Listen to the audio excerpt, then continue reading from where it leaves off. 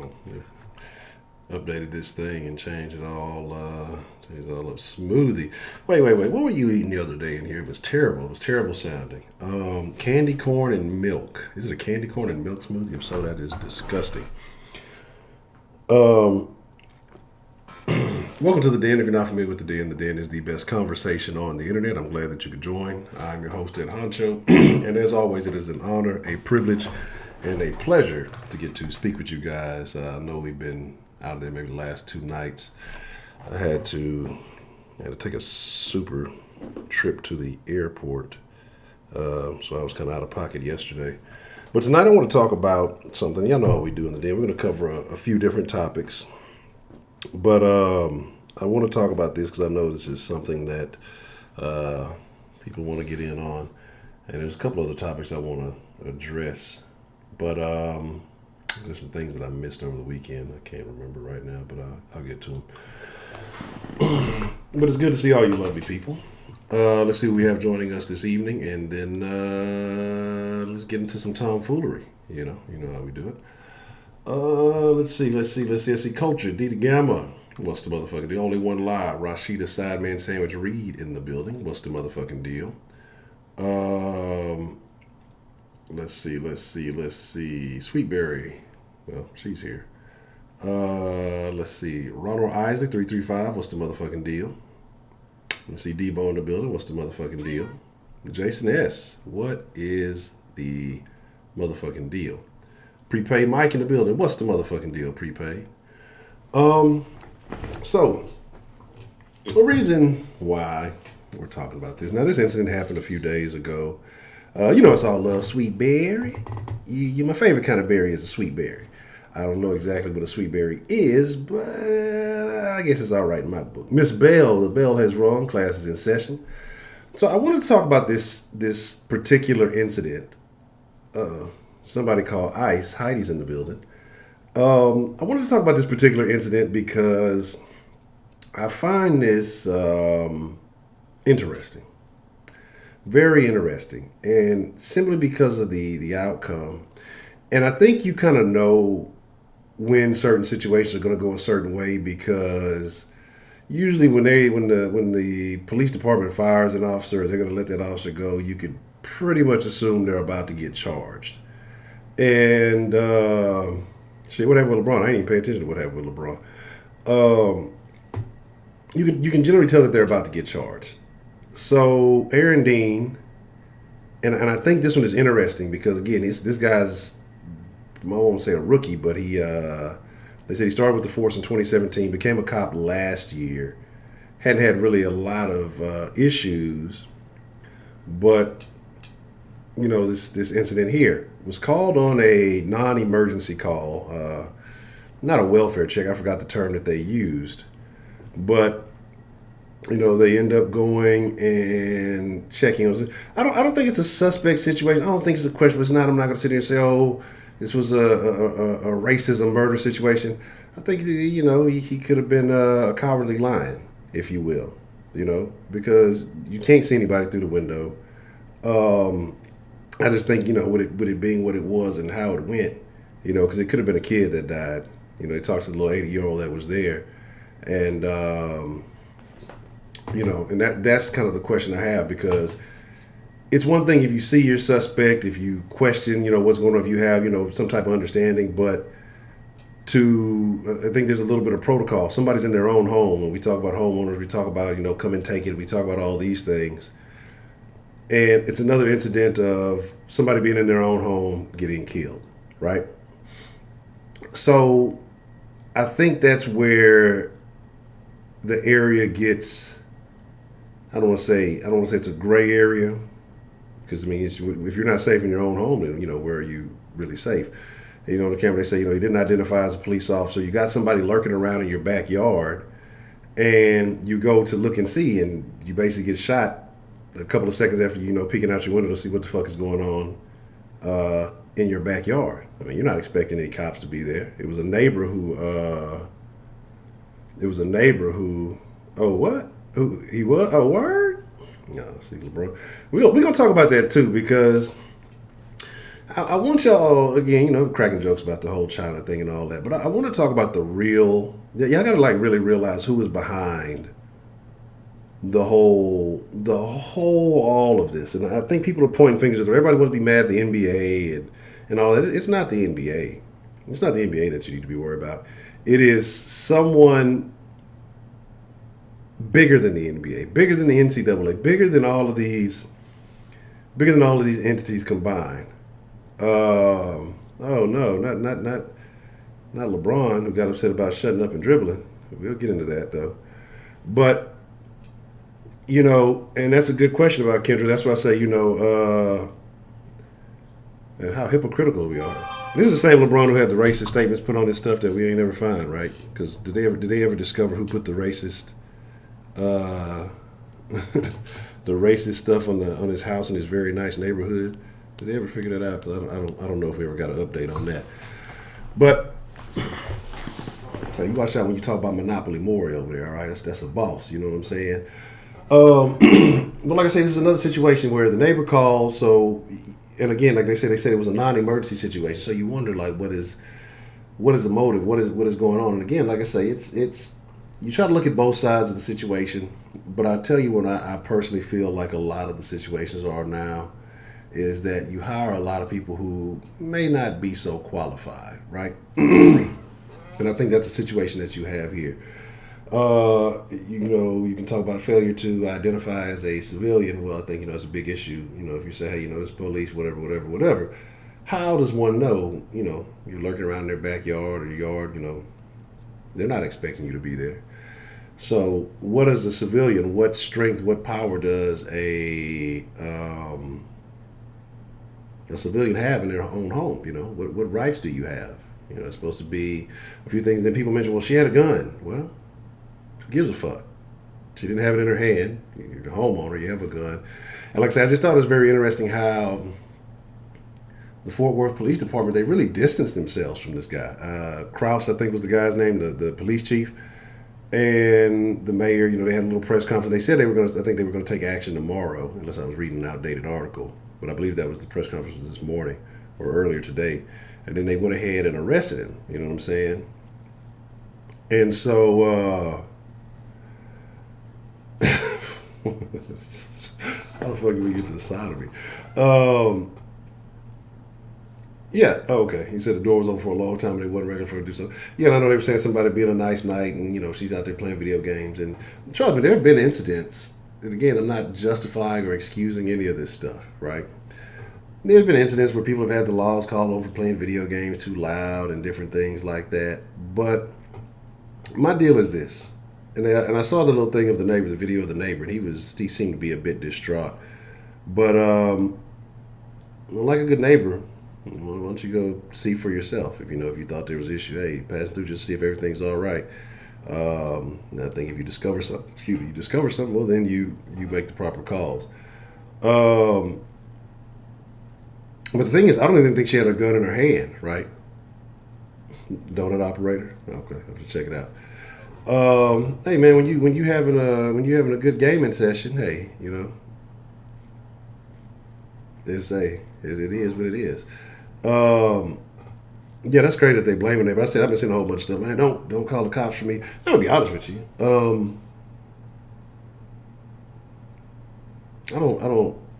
I think that people should be. I don't know, because there's so many caveats to it, so I'm not even going to get into that. But I'm generally going to be all right if you see something happening. Now if my door's open for a couple of days, then you worry. But if it's open for a couple of hours, it's Texas, it's hot, nice weather. Hey, let the breeze come through. But my thing is this, man. I think it's unfortunate that another person gets off. Now, was it on the weekend? I can't remember exactly when it was. The neighbor said he went over there. Well, but here's the thing. But this is what y'all got to realize. Like, cops don't stop crimes. All right? They don't. They investigate crimes after they happen. Be honest, if so, if they do, it's very few. You know what I mean? So, usually they're called in after the fact. Domestic violence, Cop ain't stepping in and and eating those punches. You know what I'm saying? They just come in after the fact and you know, try to tie up the loose ends, figure out what's what, and put the right people in the right places. So again, if it's too late, it's too late. I mean, it is what it is. That's why you need to be, you know, prepared to handle your own problem. And again, like I said, a situation like that where, you know, how do you handle that in a situation if you know someone doesn't identify themselves? We're talking about Funky Town, and well, we know about the Dallas Fort Worth area. It is what it is. So again, like I say, any loss of life is unfortunate. I'm sure that you know what I'm saying. I'm sure that it'll be played one way or another. You know, this is going to go to court. Now, I'm wondering if he's going to be. I'm sure he will. I'm sure he will. That they'll have some, you know, a lawyer, law enforcement that will back him.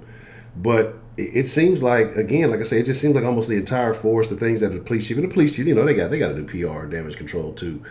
But you know, they came out saying that, oh, you know, the force is like, hey, this isn't how we police. This isn't right. You know, all this stuff. Only one lie. I don't know if you've ever seen a Sherm head, right? I don't know if you. You said you had to move from your last apartment. The police used to come banging the door and windows at 3 a.m. The regular saying they kept getting a call. Did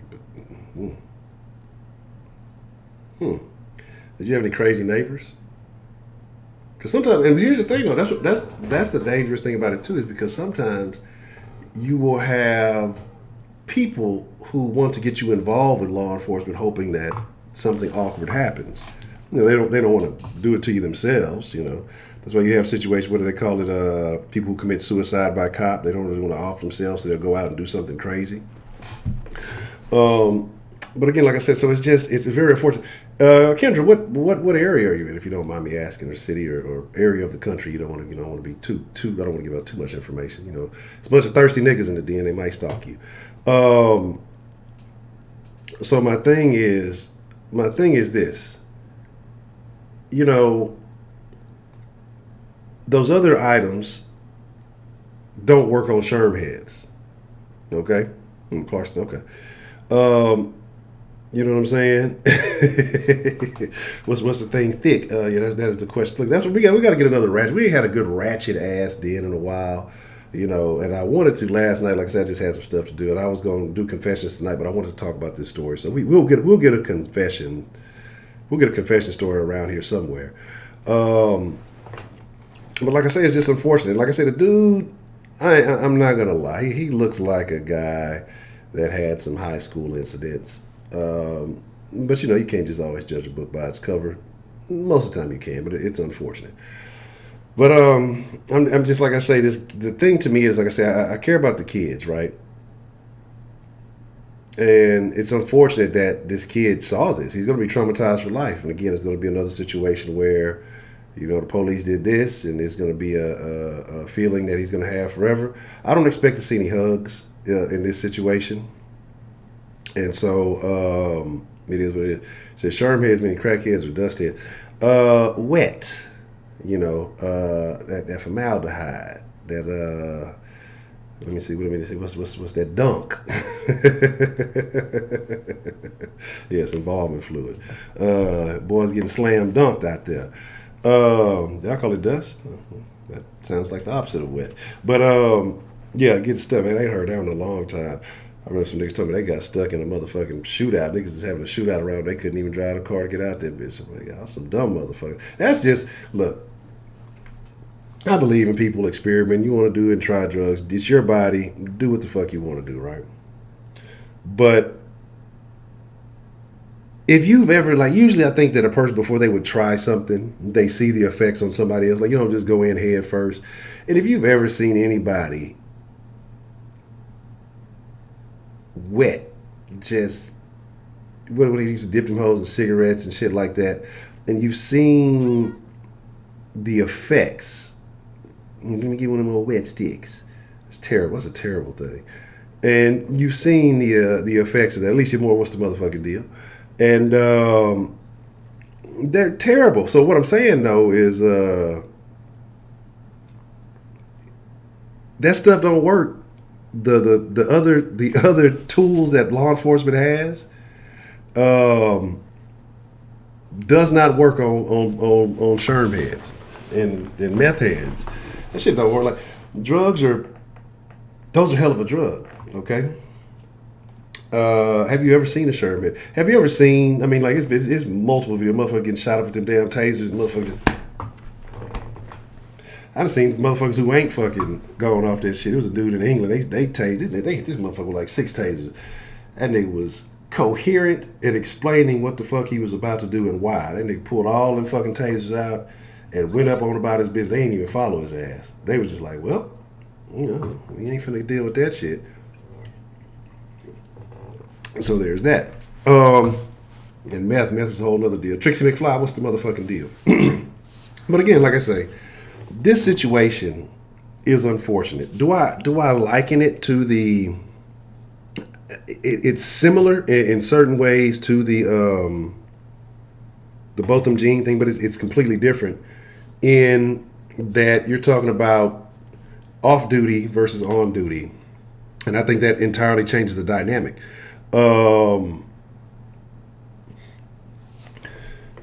We say, why do you think seeks to happen in America by white cops and people of color? I think it happens in other places, but it's just not newsworthy in other situations. Now, I think it's interesting, when you talk about percentages and things of that nature. But like I said, I think there's other levels to it. And part of it, and this is not to sound like, victim blaming or anything else, but you got to understand the residual effects of certain things. And I'm not saying that she did this. She seemed like to be a nice lady or from the picture. But pictures can be deceiving. I'm not going to go into all that. We'll talk about that on another day. I think that would be too soon to get into stuff like this right now. We'll spin that into another topic. But depending on when you have a large number of us who embrace the most derelict aspects of society, I mean just the worst of the worst, and say this is culture, this is life. Well, you got to look at it. If you're an outsider with a little bit of power, with a little bit of muscle to flex, and you don't necessarily interact with these types of people, the ones that you do. Think about if you're law enforcement, you involve yourself with the worst of the worst people. So the people you do see fit this description from the music, from the entertainment, from all the shit you see. You're going to become biased in a sense. You know what I'm saying? And so you're going to believe, well, hey, this is their culture. This is what they do. When the music promotes it, when the people you mainly interact with seem to fit that, and when you embrace these things. And like I say, it's unfortunate because it even happens to those of us who don't. Because like I say, look at Botham Jean, and he didn't, he wasn't any of those things. He was, singing Drake and gospel. That's the complete opposite of a lot of that. But something still happens to him. But like I said, I think these are two completely different situations, similar but different. And again, this is not forgiving old buddy for what he did, but I think that he was more fearful than anything. And like I say, you just have questions. Again, like I say, the timing of the situation, and I can see it. Hey, I don't know what's behind that window. I don't know what's going on. But if that door was open that long and it was going on, if it was a robber or somebody, why would they still be lingering, that amount of time? They would probably have been in and out, done whatever deeds they had needed to do and been on. Like I say, I have more issues probably with this one. I'm not saying I didn't have issues with the Botham Jean thing. It's just like I say, you didn't even really see what was who or what was going on behind the window. And like I say, just the fact that child was there and he's going to be scarred for life. That's what I'm saying. And then the fact that he didn't announce anything. You know what I'm saying? You know what I mean? It's just like it doesn't help when you don't identify. How am I supposed to know? I'm a civilian. You're the one with the training, and that's why I say just things like that. That's where the issue lies. Like, how am I supposed to react? You could be a jacker. I mean, there's a reason I have this, firearm in my home because, I'm not expecting the police to arrive on time in case an incident happened. You lurking around in the backyard or yard, wherever behind the gate, doing all these things, and I don't know you're there. You creeping. I said, I don't know who it is. I have to see, and I get killed for checking and examining my property. And the messed up thing is because I think they said that she was staying in that house because it was her mother's house, and her mother just took an had just took an ill. She was hospitalized. Watches the kids and things like that. Again, like I said, I'm saddest for the child. I'm sad that she's lost her life, but like I say, for a child to see that, he's going to be traumatized, forever. I don't know, man. I don't know. Something I was talking about briefly, real quick. We're going to stray away from that, and we're going to come back to this. I'm going to open up the line here shortly. When we talk about this China thing, right? What? I'm not cooning enough. I got to turn my. Oh man, I thought my cook radar was up there. I threw a little bit out there.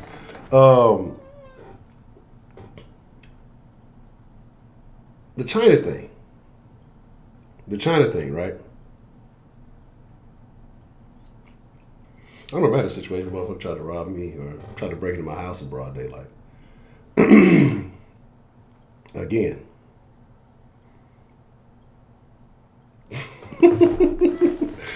What are y'all in there? Y'all look at this. I gotta watch certain individuals. Like I said, y'all gotta be. Y'all will have to. Oh, it's gonna be interesting. I think it's gonna be interesting if the murder charge sticks. Like I said, different situations. I'm wondering off duty versus on duty. Again, like I say, the way that the police department, separated themselves from him so quickly. Had a partner, and the partner did, I don't think the partner fired any shots, so I think, the response is different. I think that there's a lot of factors that's going to play into that. So I think that's what you do. You have to. Again, like, how do I know you're not here to annihilate me, or if you're here to rob me or whatever else? I guess that's not the proper term. But getting to the other thing before I open up the line, like I said, I want to briefly talk about my favorite country, your favorite country, China. China. I know we all love China. And so what I wanted to talk about this whole China thing, like I said, it's bigger than the NBA. It's not the NBA. And I want to talk about that because there's a couple of things that tie into this. And what people got to realize, it has nothing to do with the NBA. It's bigger than the NBA. It's bigger than any of these basketball players. People are mad at these guys. Well, it's their livelihood. I don't really care. Get your money, do what you do. But it's really these big shoe companies. That's who is running everything. Those are the ones that are making the shoe companies make more money than the NBA. Okay? And that's the reason they can pay these players these exorbitant amounts for these fucking shoe deals. Adidas, I don't know. I don't even can tell you the last time I've seen anybody wear some Adidas. And some of my favorite athletes in Houston, all Adidas side. D-Hop, Adidas. Harden, Adidas. I'm not a big fan of Harden shoes, but it is what it is. He had one pair I think I liked. D-Hop had some that he was rocking, and the bitches was kind of tight. But every time I go try to find some fucking Adidas, they stop at a size 14, right? And my thing is just like, I don't really like. This is why I say I hate having big ass feet, because different shoe companies run, their sizes run different. I hate fucking ordering shit. Like, I like ordering shit that I know that fits, but I would hate to order the shoes because it's like almost like a slap in the face. Order the shoes, try them on, they don't fit, I have to send them back. I'm gonna be real mad because I'm gonna be excited that the package is there. I'm like, oh yeah, these bitches finna be tight, and then they're literally tight, like to where I can't wear them, and then I gotta send them fucking back. Then I'm gonna be mad. You know what I'm saying? So that's unfortunate, right? But I've seen a couple of pairs of Adidas that I really like, and I'm just like, I've been tempted to want to get them, but I'm just like, you know what? I don't know. Maybe I should. I mean, what the fuck does it hurt? But I've also been looking at some. Like I said, I'm planning on working on upgrading my style a little bit, right? So shout out to Wise. Shout out to Wise, man. I've been looking at some Cole Haans. I think I'm gonna go ahead and stop bullshitting and get them. But then I gotta start actually changing up some of my attire, right? So I don't know. I gotta start putting together some different units, changing the style up a little bit. But we'll get to it. Anyway, get back to China. Y'all know sometimes I go on a tangent, so y'all got to remind me to get back to the topic. But getting back to China, getting back to these shoe companies, I mean, this is where it's at. These are the ones who run the players. They run the NBA. You know, California out there paying money to motherfuckers. But what is that about? That's about letting these shoe companies have free reigns to have access to these kids. You know what I'm saying? Um, it's not about, hey, yeah, we really want to give these kids, money and let them do this and let them do that. You know, they can sign their own little deals and be endorsed and all that other shit. Because there's little clauses and caveats in that. Because, like, say a shoe company wants to approach one of these kids and say, hey, well, we want you to wear these shoes. Well, they still can't do it depending on if their team already has a deal with a shoe company. And so, like I said, it's a lot of little intricacies going there. But again, like I said, it's a lot of shoe money behind all this shit. Melvina Wesley, what's the motherfucking deal? Welcome to the den. And Lady Tia, good to see you. What's the motherfucking deal? Um, let's see. You paid $250 for some J's? That's unfortunate for you. Um, but again, Adidas is German. They're just as bad. You can't trust the Germans either. Fucking racist shoes. I don't want them Adidas anymore. Thanks for ruining it, Heidi. Um, but let's talk about it, man. What is Cole Haan? That sounds like some old foreigner shit. Tell me, you got all the damn. Now I got to do some research on that. If those are German shoes, I can't wear them either. Um,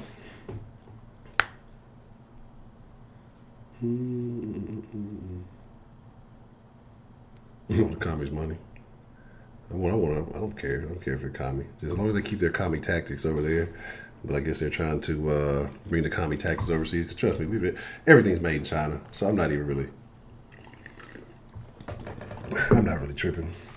Look, Cole Haan, German. Fuck, I don't want the fucking German engineered. That sounded German. I was hoping maybe it was like Cole, like off Martin or somebody.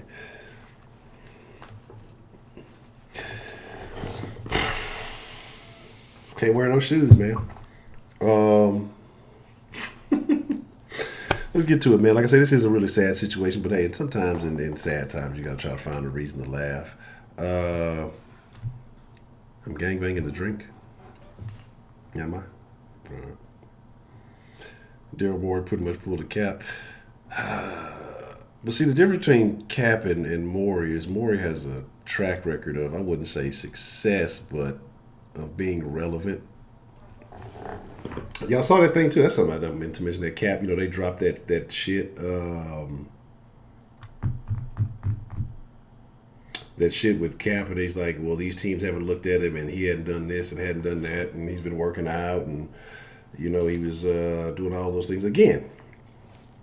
I don't feel bad for Kaepernick in his situation because, again, like I said, if you can do all this other stuff, you should have had that conversation with your old lady as far as what you're trying to do. Okay, they're owned by Nike. All right, cool. Well, German Nikes I can wear. So my thing is, he had that opportunity. Could have had that opportunity with the Ravens, right? But gotta watch y'all. Y'all be on some other stuff. And again, like I said, his old lady, and again, she's her own woman. But he should have had that conversation with her about how she impacts his image. I think that's something that definitely should have been aware of. All right, so let's get ready to open up the line. I want to hear what's on your mind. Like I say, I love to know what y'all think. Give me a second. Let me get everything tooted and booted. Lesson of the day, kids. Don't smoke wet sticks. Don't do sure. PCP. Or it'll probably be a bad outcome. I mean, have y'all ever watched, have you ever watched videos of people, Roger, what's the motherfucking deal, going off that wet? Like, have y'all ever seen people who have, just been smoking that shit? Like, they lose it. They fucking get naked, can't control their drug, man. Get naked in the fucking streets, be air fighting motherfuckers, and it's tough. Oh yeah. Remember, it was a nigga when they had one of a nigga in Dallas. He was up there fighting. Yeah, oh no, no, look, yeah, I'm not finna stick around too long. Like I don't care much for druggy motherfuckers. Like I don't, care. You do what you do, but you finna go. All right, I'm gonna holler at you, player. Oh, y'all finna get on that shit? All right, I'm gonna holler at y'all. I'm gonna smoke my little. Used to smoke my little weed. I ain't been fucking with the weed in a minute. It's all good. I actually feel good about that. All right, let's get into it. Where's the fucking line? Let me open up my shit. I gotta figure out the text message problem. I still haven't done that. I gotta figure out what's going on with that. I guess I should probably fucking call customer service, right? That would make the most sense.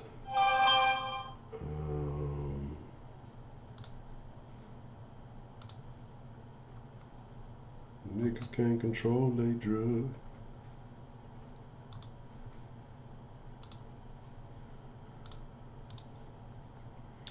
Almost there. And then I know that we said we're gonna do we're gonna have we're gonna have us a fucking drama den in fucking on Friday. So everybody who got some beef with somebody, everybody who got an argument that they need to settle with somebody, y'all let me know throughout the week so we can get this stuff linked up so we can have these live discussions. So we can arrange some of these vocal beefs. That should be extremely interesting. All right. Let's see. What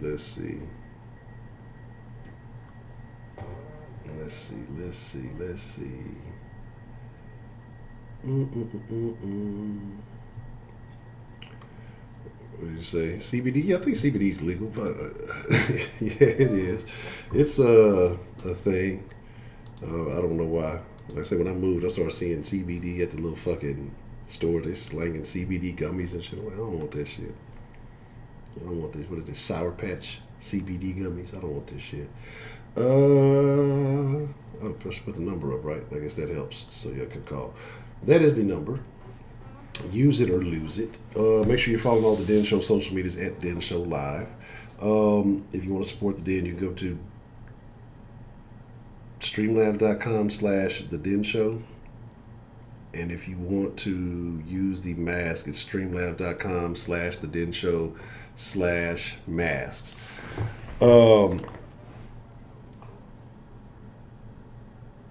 You say, I'm finna give me a second. I'm finna fuck your name up real quick. Shoshone Cook. Shoshone. Let me know how bad I messed that up. On a scale of 1 to 10, how bad did I mess up your name?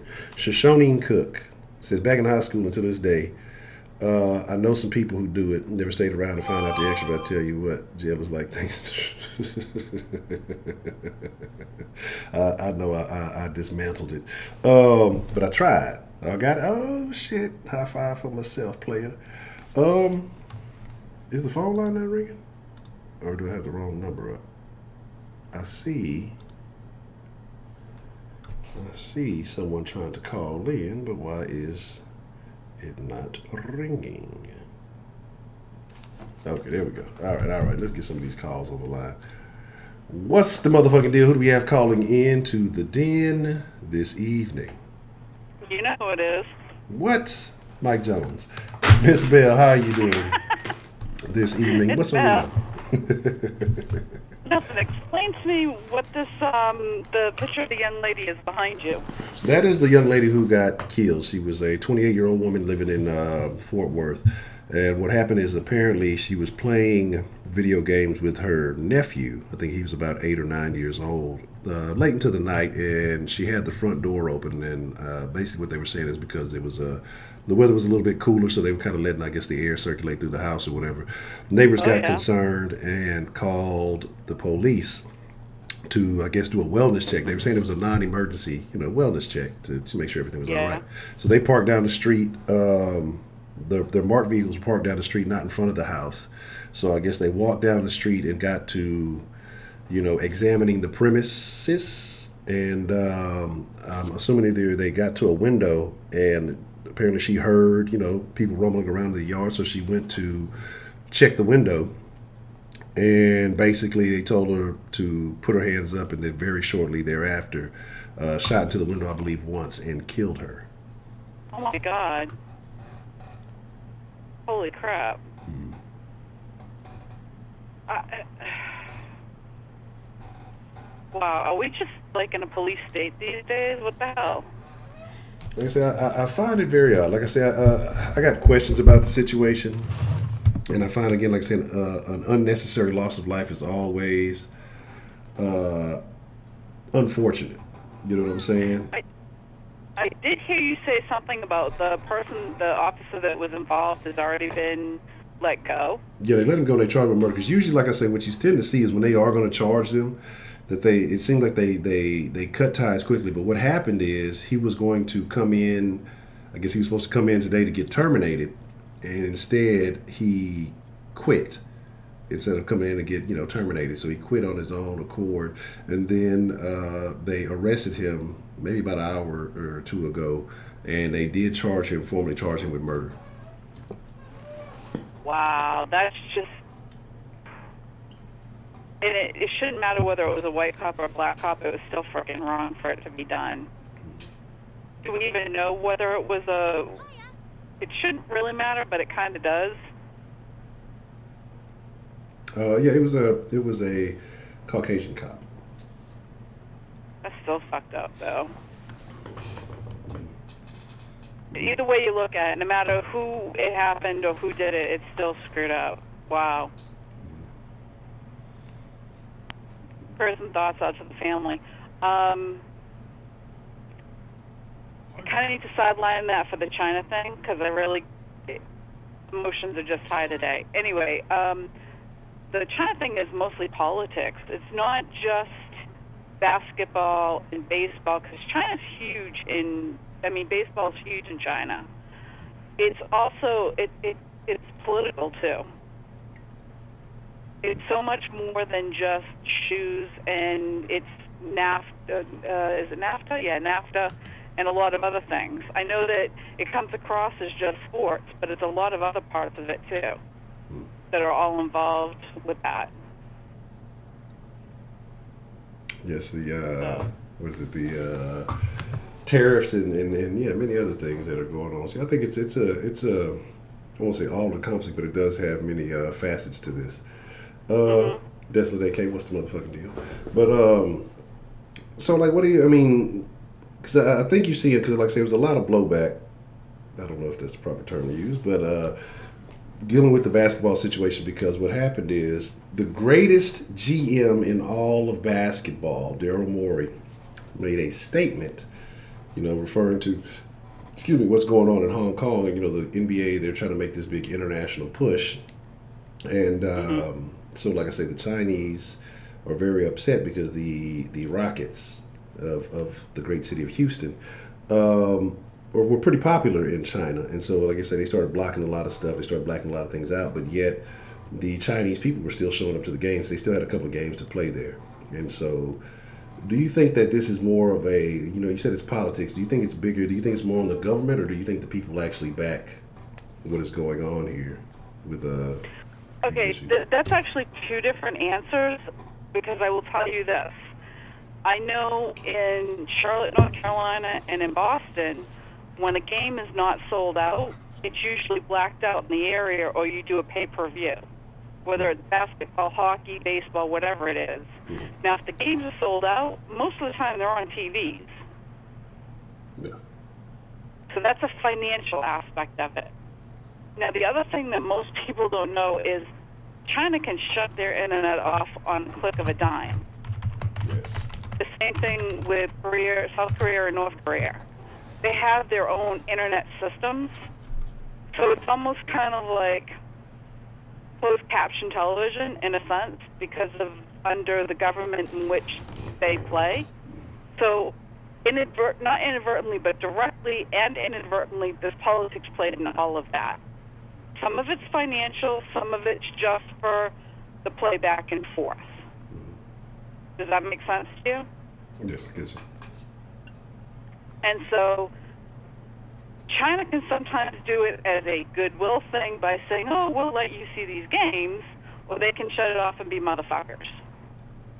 It just depends on the way the wind blows with the politics of it. And you were saying the GM was upset about them not playing more games, or he was upset about them playing games? No. He made a statement because there's a small, very minute situation going on with China and Hong Kong right now, and he made a small, very tiny reference. A small, very tiny reference to the situation that was taking place, and the Chinese government didn't like it. So there was a lot of pure politics then. I don't see what it would have anything to do with the Houston Rockets other than the fact that he made mention of it. Did that affect the Rockets or them playing basketball in China by any way? It had it fucked a lot. So they like blacked out all the Rockets games. They banned, like I said, the Rockets were a pretty big team in China because a few years back, well, a while back, I don't know if you've heard of Yao Ming. I'm sure a lot of people have, so I'm assuming you have. But Yao Ming, when he came and he played for the Rockets, so that made him very popular in China. They made the Rockets a very popular team in China. And so the Rockets, this guy being the GM of the Rockets, that upset a lot of people with this being, like I say, one of the more popular teams in that country. And so, like I said, they basically took all the Rockets games off television. They blocked a lot of access to anything involving the Houston Rockets. Sometimes that comes under cultural, even though it's political. It's been said that we can offend other countries just by the way we phrase things. And like you said, if it was one particular point of a whole conversation that he made and China took offense to it, this is them saying that we don't like what you're doing and we're going to backslap you with it. And they're just stretching their quote-unquote power. It's power play. I didn't see it, so I don't know, but in general, it's all politics and bullshit. It's saying, oh, we're bigger than you are, and, you're not more important than we are. And how many times have you had a conversation with somebody and something minute was taken out of complex and made mountain out of a molehill? Well, that's never happened. Ever. Not once. Ever in my life. Not like it happens on a daily or anything, but never happened. I was going to say, you're raising kids? Yeah, it happens on a daily basis. I'm just trying to make it a little lighter tonight. Anyway, no, it sounds like it's politics, and they just, culturally, they may take an offense to it, and sometimes those countries don't play nice back. Love, all's fair and love and war, I guess they say, and, when it comes to sports and people being slighted, they take retribution politically. I don't know what the hell I'm talking about tonight. I'm just off on a tangent. Okay. Well, is there anything else in the world that's been going on that has caught your attention? Okay. I have been wanting to say this for a long time. People say all the time that this is quote-unquote normal behavior. Normal behavior does not make it right behavior. When teenagers, and I'm using this as a specific generic circumstance, not particular to any one person, but just in general. When teenagers do stupid shit, we write it off as quote-unquote normal behavior. However, it does not make it right behavior. Stupid shit. You forgot to turn the light out, so it cost me an extra $10 on the light bill. Is it bad behavior? No, but it's still not right. And it's just been a series of normal doesn't always make it right. I think in this country, on some levels of there's so many wrong things that we're trying to deal with what's normal, and we don't always say, and this is where the injustice comes out, is even though it's quote unquote normal, it still doesn't make it right. And that's my tangent for tonight. Okay. All right. Okay, well, as always, Miss Bell, I appreciate you for getting the party started, loosening up the lines, if you will, and the bell has rung, so class is in session.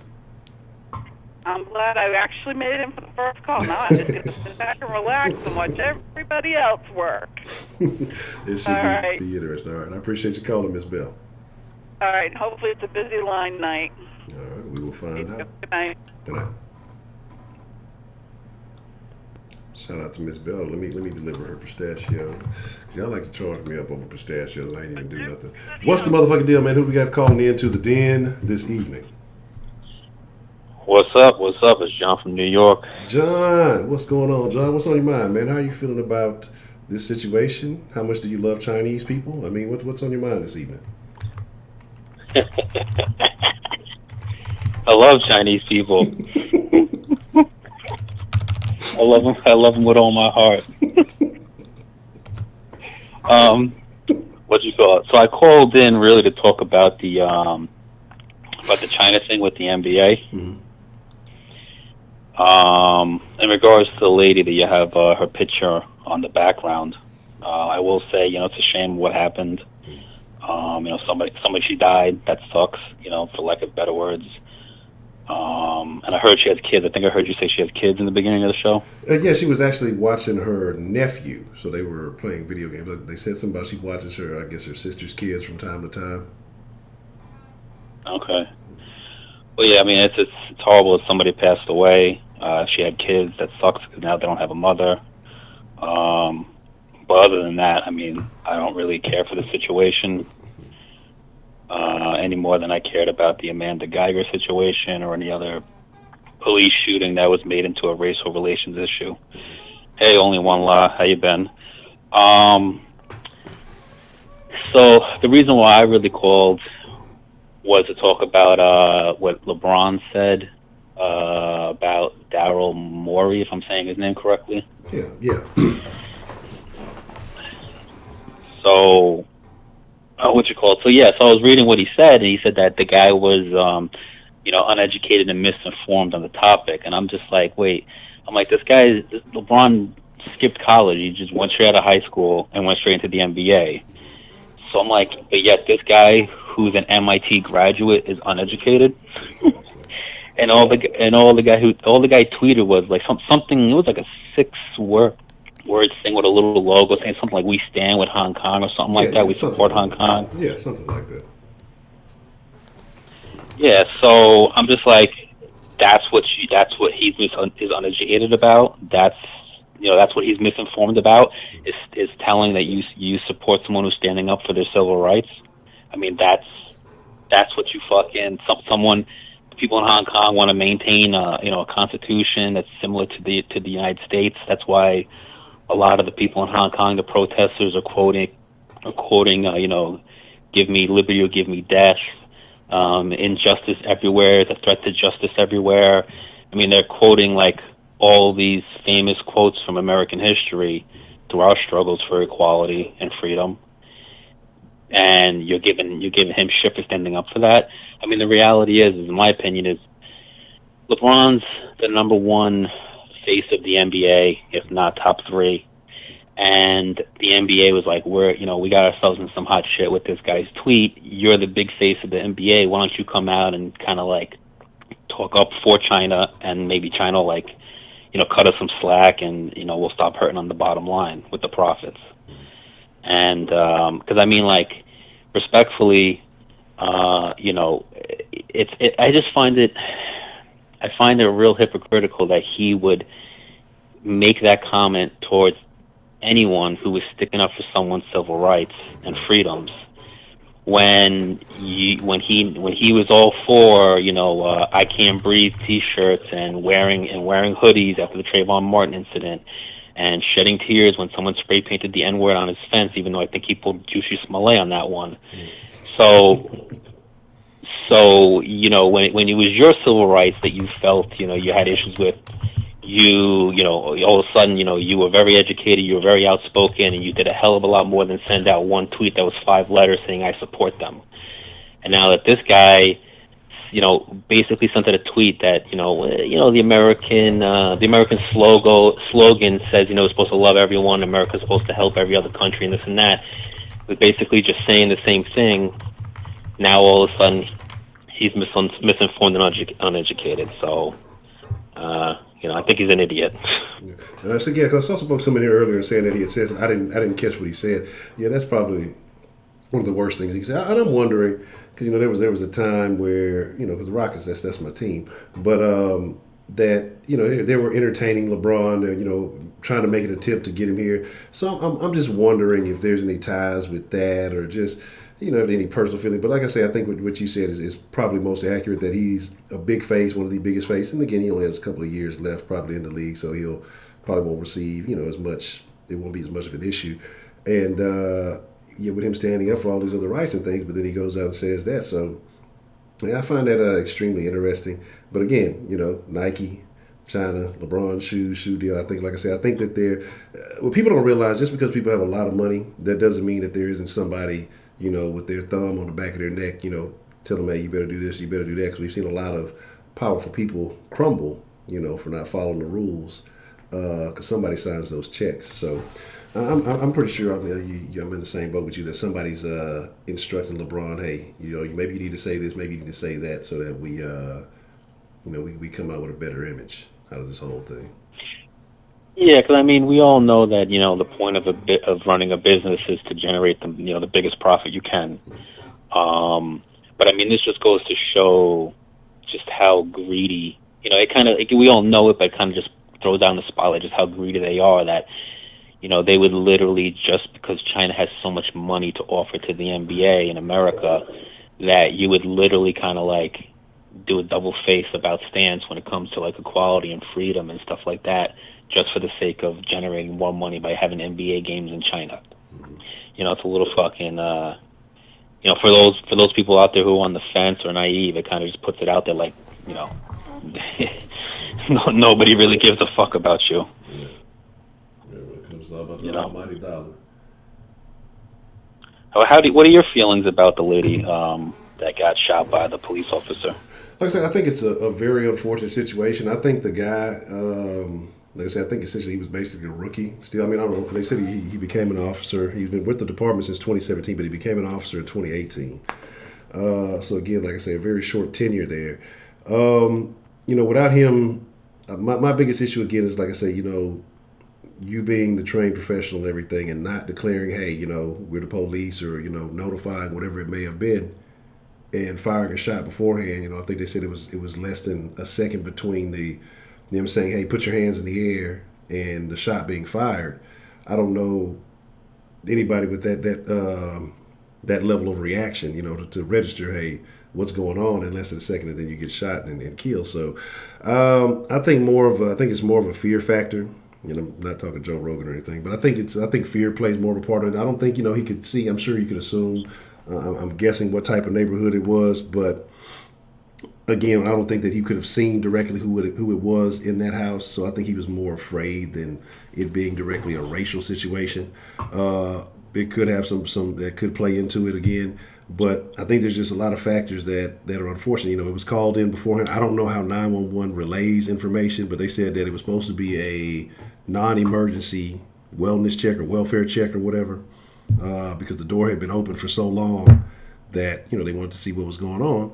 And so I would think in a non-emergency situation, you may approach differently than what you may expect to be a crime scene or something going on. But I guess not. So I don't know how much of a factor that's going to be when it all comes down to it. But the fact that the police department, they distanced themselves so quickly from this guy, makes me think that something was wrong with the protocol. So it's going to be interesting to see how everything plays out. Yeah. Do you think because he's a rookie that they'll give him a lighter sentence because he can kind of blame ignorance or not enough training? That's interesting. I don't know. Like I say, right now with the way things are, I mean, and especially with this being like right after the other case, even though they're unrelated, but with them being kind of remotely close, about 30 miles apart, I'm wondering if they're going to give him maybe a heavier sentence. Again, with him being a male, I think you see something different. But I'm not sure. Again, he hasn't had any other incidents, so I mean, it could be a possibility. But I was thinking more the other way. I was thinking that he might actually. Get a little bit heavier sentence than she did because, a woman committing a crime against a man versus a man committing a crime against a woman, I think it's going to be perceived differently in the way that they can spin it and things like that. So, I think it'd be a little bit worse. I'm just thinking as you're talking, which is Amanda Geiger went into the guy's house, even though she thought it was her house. And then, didn't notice that the furniture was all different. He's sitting there eating a bowl of ice cream with the lights on, and he shot him. And this guy is responding to a call of an open door, which is suspicious at 2 or 3 in the morning. And then he sees somebody in the window, I think, and I'm just, just assuming and throwing things out. I would assume that would be more of like an instinct, like, oh shit, like it's a robber or something, versus chilling in someone's living room while they're eating a bowl of ice cream, saying, "Who are you?" and then shooting them. Yeah. Not to make a joke out of it, but that's just where I'm coming from. But you think he's going to get a harsher sentence? Yeah, like I said, I'm just wondering with the energy that's going on in that area and everything. Like I say, it's just I just feel like, I mean, again, when everything plays out, and I guess maybe there'll be some more information. I don't know how much more information will come out. And like I said, I'm just thinking about how quickly they distance themselves, the way that they came out, and just the press conference that they had today. Again, I think that there's just, and why didn't his partner, respond the same way? I just think that it may be a little bit harsher on him. Like I say, I could be wrong. I could definitely be wrong, but I don't know. I just think that it may end up a little differently for him. Yeah. Did you off topic, but did you ever see the video? I think it was in Arizona, of the white guy got pulled out of the car and they pulled his shorts down and they tasered his balls? No.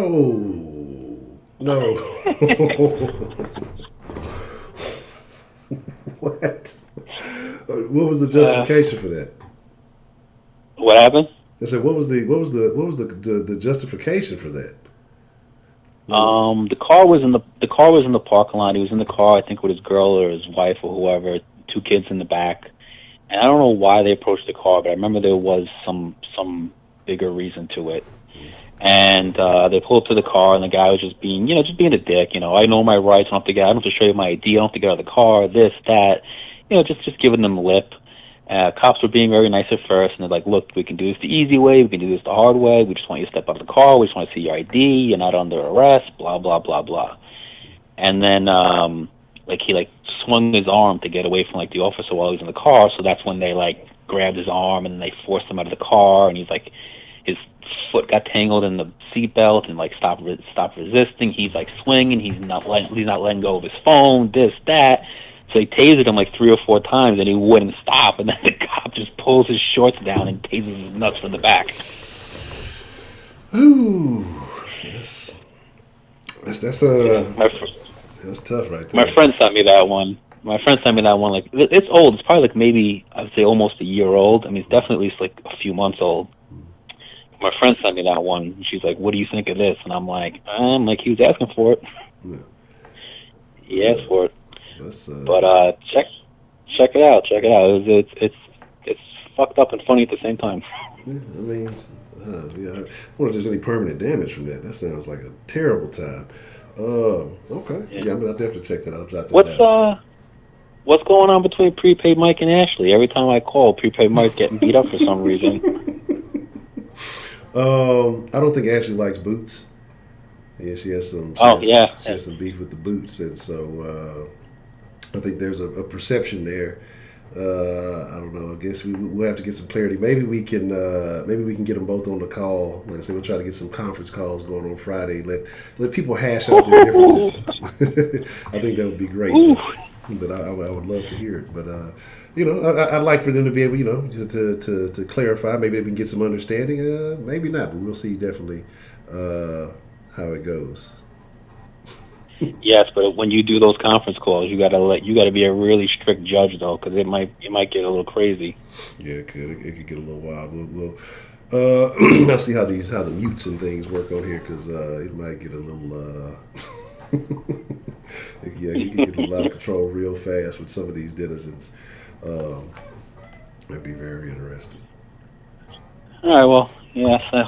Shout out to Prepaid Mike. I feel bad. He's always in here being nice, and everyone's always beating him up. Yeah. Guy goes home with bruises every day. But anyway, it was a pleasure speaking with you, and I'll let some other calls call in because I know you got a 10-minute rule. Yeah. All right, John. But like as always, my favorite New Yorker, man. It's good to hear from you, and I hope all is well, man. All right, take care, man. All right, you too. Trill, you calling? But see, here's the deal. See, Trill, the reason why you and Prepaid Mike can't go is because, for some reason, the black women in the den cannot tell the difference between Trill and Prepaid. You know what I'm saying? And it's only the black women. And I don't understand the deal. Y'all not around black men in y'all's lives that speak aggressively, that just kind of, address their concerns vehemently? Because it seems like everybody else is just, I can't tell the difference. I don't know who is who. I don't know if this is like a troll thing from y'all. Like y'all got like a secret conversation. We gonna troll the shit out of them because they're black men and we got to take them out. So I think that it's like, I think it would be very interesting to see, that outcome, But y'all could make very different arguments, and they're going to attribute Trill's arguments to Prepaid. They're going to give Prepaid arguments to Trill, and it's going to be a whole different conversation. What's the motherfucking deal, man? Who we got calling into the den this evening? What's good, Honcho? Prepaid, what's the motherfucking deal, man? What's on your mind this evening, man? Man, I'm chilling, man. Just watching LeBron make an ass out of himself. Just, oh my goodness.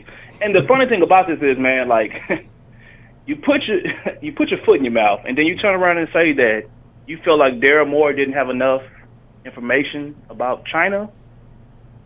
This might be the smartest motherfucker we know, and you feel like he didn't have the intellect to actually speak on China, but you do. LeBron James. Yeah. Wow. And I would say a significant portion of the Rockets' income probably comes from China. So I would wonder if he was a little bit more familiar with what was going on over there than LeBron. I don't know. I'm just talking out my ass. Well, see, the thing about it is that this is what.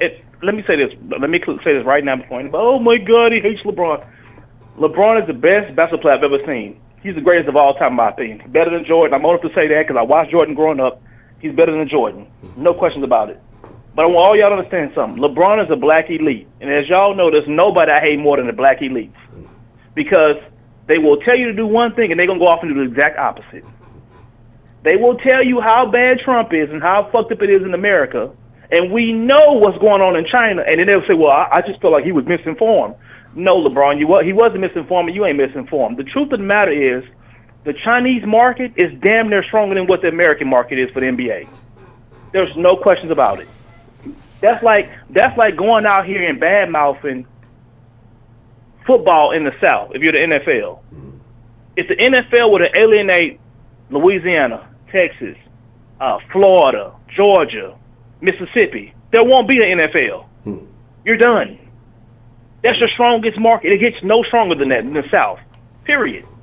So, LeBron, instead of you staying out of the shit, you jump in front of that bullet because we know what's really going on. Daddy China got the money. Daddy China got the bag.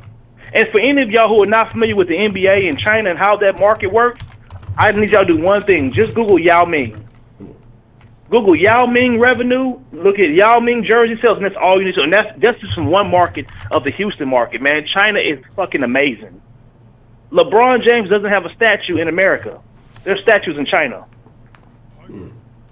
Statues everywhere. There are statues of him and Kobe and all those players.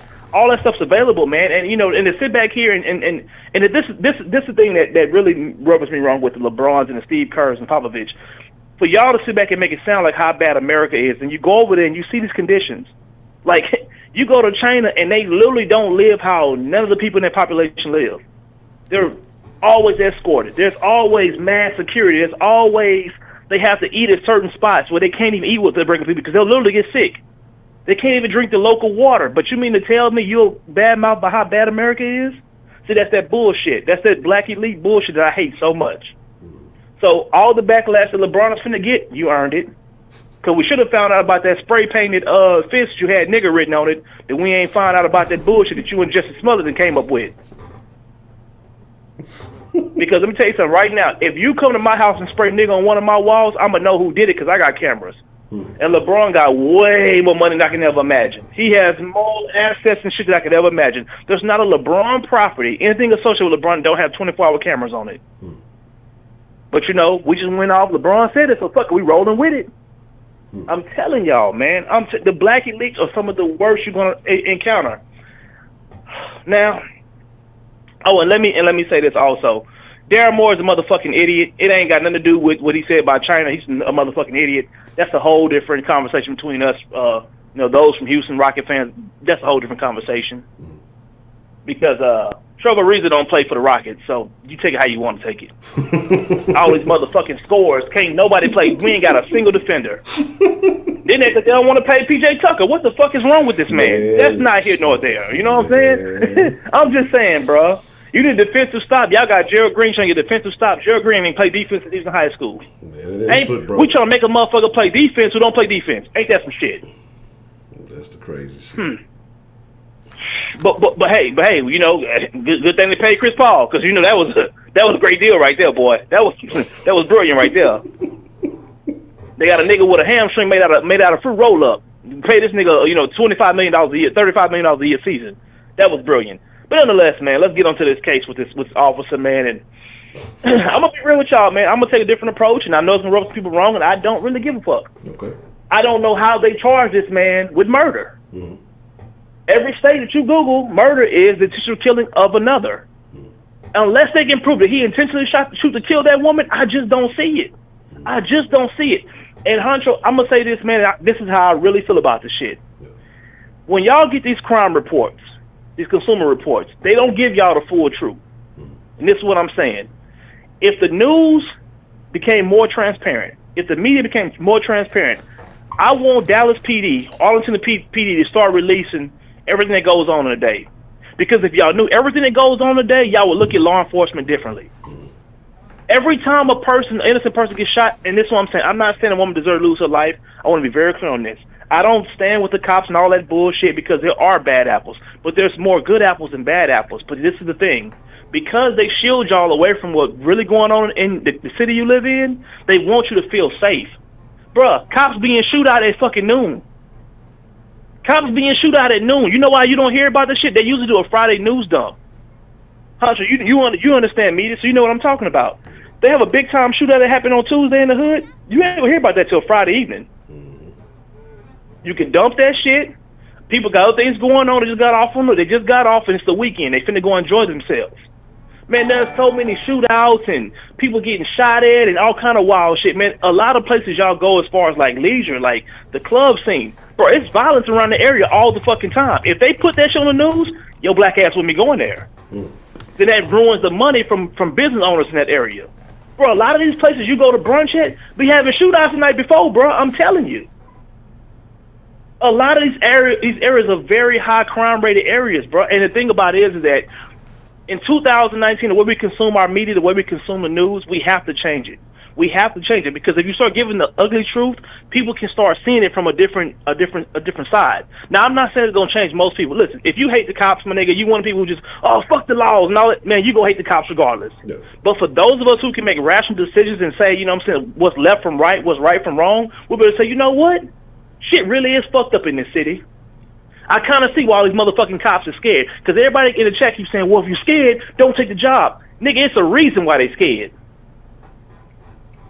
We talking about wet. A lot of y'all don't even know what wet is, bro. I seen a motherfucker on wet run through a wall. The cops was chasing him on. They were chasing him.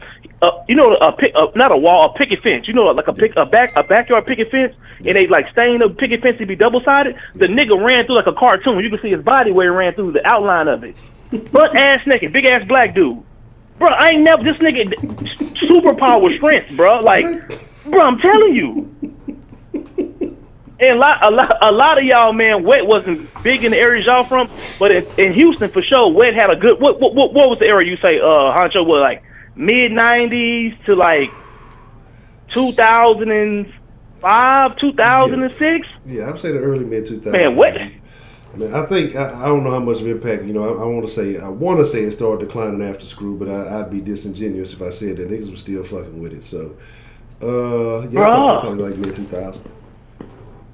Bro, I've been to the club with a nigga who was on that wet. Nigga say he stuck to the wall, couldn't move. We in the club. We in Coco Loco. I'm like, what the fuck is wrong with these niggas? The whole clique. You remember Coco Loco? I'm bringing it back. Yeah, bro. Yeah, bro. I'm telling you. I went to a concert one time. A youngster was rapping, bro. Couldn't say none of the words. He was on that wet. Couldn't even move.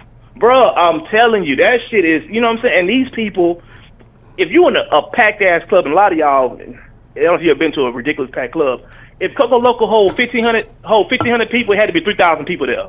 These motherfuckers can't move. Some of they stuck. Like, these are the drugs that people are taking. And this is what the cops are dealing with on a daily basis, y'all. I'm not justifying the shit. That's not what I'm doing. I'm simply telling you, if you've seen the ugly truth, you would prefer that over these pretty ass lies. Most people who live in the area where they like number one murder capital, they don't even know they live. They didn't even know till the news came out. They hear about shit. They don't really know. No, tell these motherfuckers. Let them know. You live in a fucking war zone. We come in this bitch, we always having shootouts. Motherfuckers is always robbing each other. Motherfuckers is always getting stabbed over here. Tell the consumer. Tell the consumer. So that when a cop does some fucked up shit, you can say, you know what? I'm not justifying the shit, but I get it. I get it. And I feel like if we come to that realization, bro, we're gonna be better people. We're gonna be better Americans. We're gonna be better Americans for that. Now, I'm gonna say this about the cop, because evidently he must know something we don't know, because he resigned, and I ain't gonna never resign. I don't care what the job is, bitch. You gotta fire me. Yeah. I need all my benefits. So I don't know who he know or what job he got lined up. He must know something that we don't know, because I ain't quitting for shit. Yeah. I could be the worst nigga at the job. Y'all gonna have to fire me, bitch. I'm not leaving this motherfucker on my own terms. Yeah, y'all can send me out here today, nigga. Y'all can go send me to the construction. I know I can't do construction. Nigga, I'm gonna be, hey, bro, this too hot out here, man. Y'all gonna have to put me inside by a computer or something. They gonna have to fire me, bro. I'm coming back. I'm gonna be back tomorrow, though. Fuck that. But yeah, I need my unemployment. I need benefits. Yeah, I thought that was I thought that was rather odd too, because they were saying that he was basically scheduled to be terminated, but he went ahead and he ended the process himself. So that's why I find that very interesting why he would do that. Well, shit. What's the scheduling date? Because if I got till Thursday, bitch, I'll be here till Thursday. Because I'm not going nowhere. Like. Shit, even a wrongful termination suit, I need to stay here so I can sue your motherfucking ass. I'm not quitting. Yeah. Shit, I need to sue. You know what I'm saying? It comes out, it was other, circumstances, whatever the case may be. I need my money. Now, as far as the gun it was a gun there. Y'all got to get off of this shit. Y'all get so caught up in, why they mentioned the gun? My nigga, it's a crime scene. It's there, so they got to report it. You can't just not report the gun. Come on, y'all. What the fuck? Y'all do the same shit with the Josh Brown nigga. What? How did they get a warrant for the weed? Nigga, it's foul play. It's a crime scene. They gotta go get a fucking warrant, bro. They gotta go. There's a person shot inside the house. They have got to go in here and do a crime scene. Y'all know y'all love watching SVU and all them cases. Don't they always go inside and put the little yellow tape up and go through the shit? So in real life, they're not gonna do it. All of a sudden, they're not gonna go through and investigate. Like, bro, they have to.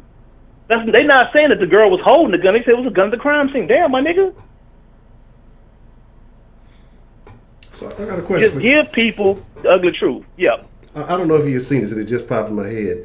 Have you seen this thing about exposed CNN going on? Oh, hey, I've been telling y'all. What you want the whistleblower talking about with the shit with Trump and all that stuff? Yeah, they got a whole thing. You know, Project Veritas. They did the little Google thing not that long ago, and so they say they got a couple of it. They dropped one today.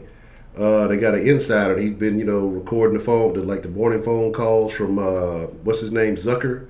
I guess the guy who owns CNN. Yeah. He's been talking to a lot of people, so they've been releasing some of these videos, and real interesting. It's basically talking about how old buddy's basically made it. He's delivering. He's admitted to deliberately want to focus on trying this impeachment shit, even though they know it's not realistic. Say that even most of the people at CNN don't care for it. But he had a lot of inside conversations going on. They're supposed to be releasing a lot of shit, I guess, throughout the week, or I don't know if they're doing a daily thing or what. It's a good thing for people who don't know. I mean, for me, I know. Like I told y'all, he was never getting impeached when the Mueller report came out. If you think this Ukrainian shit holds any weight, I got all kind of land to sell you in China. I'm going over there to sell it to you. You just follow me. I'm gonna give me the money and follow me over there, bro. All this shit is done to push a narrative. Trump was never going to get impeached, bro. Even if you were to push through the impeachment articles, you think the Republicans are going to impeach this man for telling a Ukrainian leader to investigate why your top prosecutor was fired behind Joe Biden's son, what's Hunter Biden. There is no crime in that. There's no pro quo in that. There's nothing. There was no give me this. You scratch my back, I scratch your back. So let me not use quid pro quo because a lot of y'all know what that means. It's where you basically tell a person, you do this for me, I do this for you, and if you don't do this for me, I ain't giving you nothing. He didn't use any leverage at all, and they knew that. And Trump knew it because he released the transcripts. Guilty people don't tell them themselves, y'all. They don't. And impeachment it has to be bipartisan, y'all. It can't just be, well, the Democrats want to impeach. Well, fuck, is the Republicans going to sign off on this shit? Because if it's not going to happen. But the most important thing is, bro, is that people have to get the ugly truth of what's going on with CNN. Because you got people who are consuming this shit who feel like Trump is the worst president we ever had. My nigga, we've had far worse. If you want to tell me he shouldn't be on Twitter, my nigga, I agree with you completely. Get this nigga off of Twitter. But you cannot sit up here and that's not an impeachable offense. That's not how none of this shit works, man. But Honcho, I got a story for you. I was gonna send it to you earlier, and the shit tickled me. I don't know if you had a chance to look at it. There was a guy in Florida, I believe it was Daytona, tried to rob Dollar General. Oh, had a gun with the brother and sister. Yeah. Oh man, he went to Dollar General to rob him. The worker shot and killed him. Yeah. The brother and sister are upset, saying that they had no right to shoot their brother, and that they need to call the police when people try to rob the Dollar General. Yeah, I mean, the worker shouldn't have had a gun. And then when they talked about it, well, so it don't matter that he was robbing the dollars. Like, yeah, that's the reason he's in the situation he was in because of that. But again, like I said, because I think I put that on my Twitter a couple days. I'm just like, man, this is that goofy nigga logic that you justify this bullshit, and somehow it makes sense. But anybody with a little bit of common sense, I mean, it's blatantly obvious. Like, come on, man. They shouldn't have been robbing the fucking store. And I think they said they had I forgot how many brothers and sisters they said they have. But that's like the second one. 10. 10, okay. 10 brothers and sisters. He's the second one. He's the second one of gun violence. Mm. Now, of course, it came out also that he's a part of a string of armed robberies. So this is what he did. This is the life this is who he is as a person. Mm. But of course, the person who's defending their life, who he can literally shoot and kill, shouldn't have a gun at work. They are authorized to carry this weapon, of course, but they're wrong. And once again, as black people, y'all out here protesting with these people. They are really trying to petition about people carrying a gun to protect themselves. And we stand for all kind of goofy shit. So when real shit happened to us, it's falling on deaf ears, y'all. It's that goofy shit. This is that flat out, what the fuck are we doing type shit. Stop standing for this bullshit. Got to. And it wasn't like the video I seen, they posted the video, it wasn't like she thought, like people at the store thought this person had a gun. No, motherfucker, that bitch out and drawn. Yeah. Yeah, and that's the craziest because I want to say it was another story, but this because when I first heard, I thought it was one where a customer had shot a guy who was robbing a Dollar General or a dollar store. They was mad about the customer shooting. Well, he shouldn't have got involved in that, and it was almost like that's why I said, like, is this the same? Is this an old story? Is it coming back? And it's a completely different but similar story. And I'm just like, how the fuck does this keep happening? This shit don't make no fucking sense. Completely different. Mm-hmm. The one with the customer, the robber actually let off a shot first. Yeah. Then he shot and killed the motherfucker. And then the people were like, this ain't right. People shouldn't be in the store shooting the robbers. What the fuck else you want us to do? We supposed to all sit here and die and wait for the cops to show up? Man, listen, y'all. I want to say this before I get off this phone, Honcho. Let somebody else call in. I want all y'all to understand something. Cops don't stop crime. I'm going to say it real slow again for y'all who missed it. Cops don't stop crime. You know what cops do? They investigate crimes.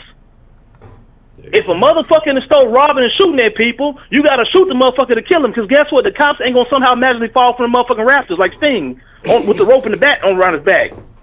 It don't work that way. They don't just pop up out of nowhere. They got to get there first. They got to leave from eating all that good-ass free food they get to come over there. By the time they arrive, when you dead, that's when they put the little yellow tape out there asking questions.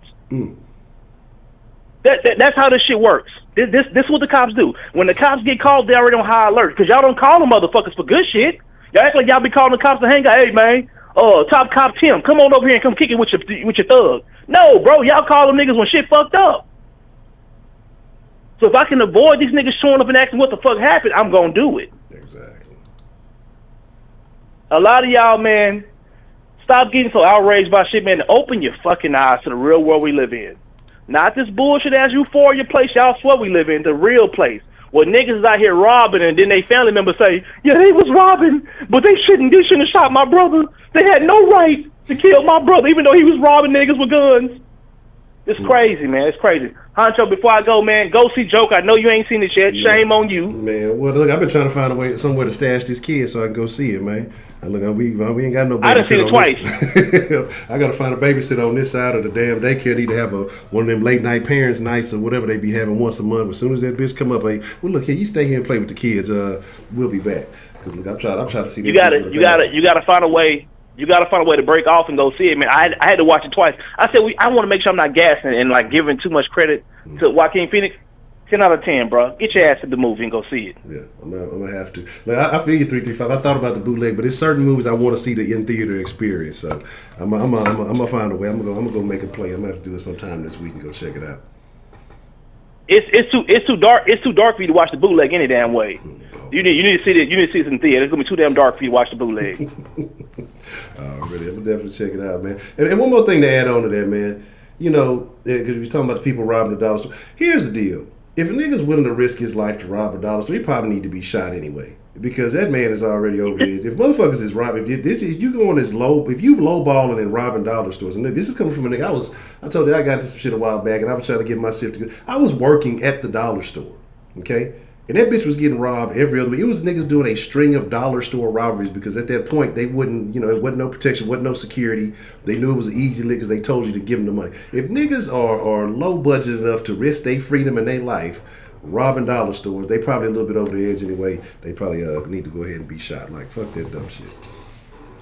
Hunter, I got a question for you, and because you said you work there, so this is just a honest to God question. Mm-hmm. How much money can a dollar store fucking have if it's the fucking dollar store? Man, the most you gonna come away with, if you fortunate about that bitch, you probably gonna get, if you're lucky, you probably coming out that bitch with $200. But that's what I'm thinking. It's 2019. Everybody pays with a fucking card. Mm-hmm. If you're lucky, you're gonna get $200. So you risk your life for $200? Mm-hmm. And you know the funny thing, $200. The funny thing after one of the robberies, because I ended up getting fired because of the little background situation, had nothing to do with it. I had an off day in between days, and that bitch ended up getting robbed on my off day. And so I knew I was going to get let go because, man, she was cool. She had told me about my back. So I'm coming to work, on the way to work. Why? Because I was right down the street from my house where I was staying at the time. I'm walking through the little grass to on my way to the store.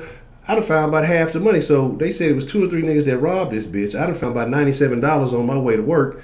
You know what I'm saying? If it wasn't for the hating ass bartender saw me though. He out there looking at the bar. I guess he's cleaning his bar, but this nigga called the cops on me. Like I said, I'd find $97 shit. I'm like, shit, y'all order breakfast. I'm gonna buy y'all breakfast. This is my last day. Fuck it. I done had a little hoe ass come up. Fuck it, I wasn't even tripping. And so I'm like, so these niggas that robbed this bitch probably been split up between 3 or 4 niggas, $103 at the most. And this is what y'all out there risking your life for. You know what I'm saying? Like, that's Look, the crazy man, shit. You need to be, listen, and for any of y'all in the den who think about robbing dollar store, I hope you get shot in the fucking face. I hope they just dismantle your shit. Go rob some good shit. Go rob Dick's Sporting Goods or play like a bank. Maybe a bank. I don't know. Case the place out. See when they making the drop. Get an armor truck. Armor truck carry a lot of money. Stop robbing dollar stores, bro. You can't even get nothing to drink on your way out. None of the drinks are cold. They don't even keep cold water and shit in that bitch, man. Go rob some good shit. You know what? You have my permission. Go knock off a couple Walmarts. I hate that fucking place also. Y'all be blessed. Good night. I already appreciate it, man. Man, look, this is all I'm saying. Look, like no bullshit. Yeah, 365. I ended up paying for the goddamn breakfast. Like I said, 'cause the whole ass goddamn dude. Like I didn't even I didn't even know the shit was robbed till I got there. You know what I'm saying? And I'm telling motherfuckers go get tacos and all this other shit. That did, like I say, that they come in there talking about that. Oh, but that is a good point though. That is a very good point. Old buddy, that's what they've been saying is that old buddy's not cooperating with the police. That's the thing that I meant to say that. So I find that very interesting because usually law enforcement, former law enforcement, when they get kind of into some shit, appreciate that, Sourberry, they usually, cooperate because, hey, this is your, this is a fraternity, they're associates, they're people that they know and familiar with, and they're trying to put them in the best position. Oh, buddy, the guy who shot this young lady right here, Aaron Dean is his name. And so he's not cooperating with law enforcement. So that's why they were talking about, even after the situation happened, he quit and, all of those things. So I find that interesting because usually, it happened. And I'm telling you, look, the law, they came, the money was all wet. They didn't took the money and motherfucking me. I wonder why all these calls ain't going through. Call back. I saw we just had a call. Call back in. There we go. And so, it was old buddy. Yeah, Scotty, I need to find. I've been slacking. I gotta find a groomer and a babysitter on this side of town. But it's hard to trust fucking babysitter. That's why I'll be trying to wait for the daycare to have like that late night daycare night, because at least where the kid gonna be at. There's semi-trustworthy daycare. What's the motherfucking deal? Who we got calling into the den this evening? Ashley. How are you, Ashley?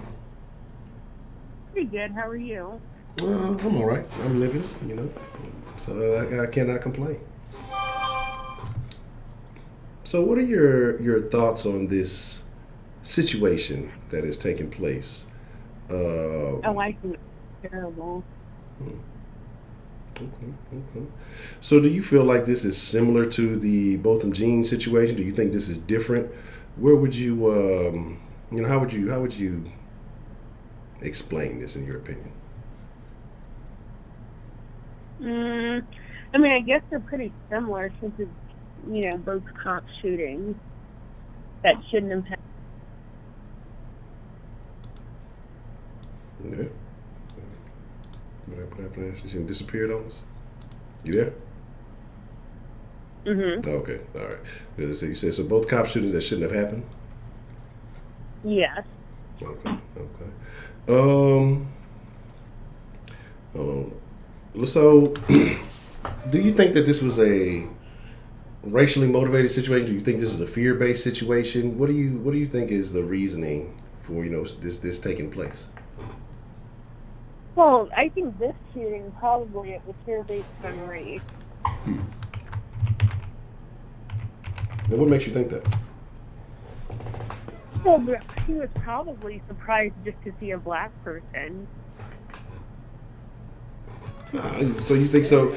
I mean, in a probably, and I'm assuming, I'm making an assumption because I'm looking at the neighbor who called, and I'm assuming that it's probably a black neighborhood in which she was in. So why do you think that he would be surprised to see a black individual? just because it's different. Like, even I would be more surprised at, like, because you're more surprised at things like that. You are.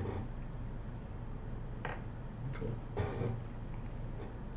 So, do you protect your home with a firearm, Miss Ashley? Yes, I do. Okay. Cool. Mm-hmm. All right. Interesting. Do you go to the range? I have before, yes. Okay.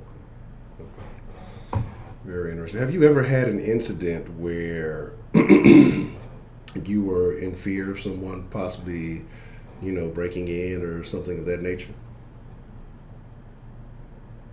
No, not breaking in. I have a dog. Oh, So, okay. no. You have a violent dog. You definitely don't have a Scotty. Okay, so No, I have a real dog. oh wow, wow. No. Well, that's the end of this conversation. Thanks for calling, Ashley. Nah, no. Oh man. So my thing is this though. My thing is I know. Trust me, I know Scotty is not half the dog he wants to be, but fucking Scotty's. I don't even want to get into it. I walk this dog on a daily. But anyway, so you've never had really an incident with anybody trying to do harm or create a situation or anything of that nature? I pistol whipped somebody, but Wait. I don't know Well, what time to tell the story. Okay. So you mentioned it. So now we need to No, know. I don't. I that one I do not care to tell. No. Was it? No. Were But you? I have pistol whipped somebody, so. Okay, so Huh? were you in danger, or was this a private? God damn it! Were you in danger, or was this a personal emotional issue? I mean, I don't know if I was in danger, like that much in danger. Mm. I probably took it too far, but whatever. Mm. Okay. I'm gonna say yeah, you did take it too far. I don't even know what happened, but I'm definitely assuming that you took it too far. Yes, I am being roasted right now. So my thing is this. Okay, so what do you think it can be done to resolve these situations to keep them from happening? Do you think that there's a way to prevent these incidents from taking place? From what happening? These officer involved shootings that take place with people in their homes. Well, with anybody, he should have gone to the door to assess the situation. He should have knocked on the door to see if anybody was home. He didn't even know who lived there. So he could have actually shot anybody. Like, he didn't know. Mm. That was my only concern because, like I said, they said there was a kid in the vicinity, and he almost was about to check them out. They said that she told him to stand back, and she was going to check it. That she ended up being the one getting shot. That's again, not to make light of her life, but I think it would be extremely unfortunate if it would have been a small child to lose their life. But the door was open. And so maybe it looks suspicious. Maybe it looks like somebody could possibly still be in the premise. I mean, that's always a possibility. I mean... Yeah, but you don't even know if a crime has taken place. You're using lethal force for what? Like I said, well, I mean, here's the deal. I understand, when it comes down to it, everybody wants to go home. Everybody wants to be safe. So I think that it was more of a fear-based situation necessarily than maybe racially based. I think he may have been a little itchy on the finger. You know what I'm saying? I think he may have been a little more active than necessary. But when you don't know what's going on behind the window, if you think that, again, the mind plays tricks, if you will. But with this guy not cooperating with, law enforcement and him quitting instead of, being terminated, what do you do? Do you think that's stating something with this case? Do you think that he's admitting to something even though he's not necessarily saying anything? I think he did it on purpose. Mm. Do you think there's any way that they would actually be able to verify if he did that on purpose or not?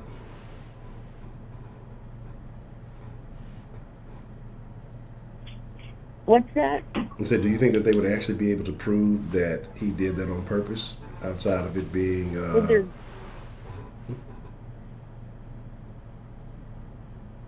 Would there be any proof? Yeah, I mean, how do you think they would be able to prove that he did that? That he could say, I saw what I perceived to be a suspect and I couldn't tell and, got shot.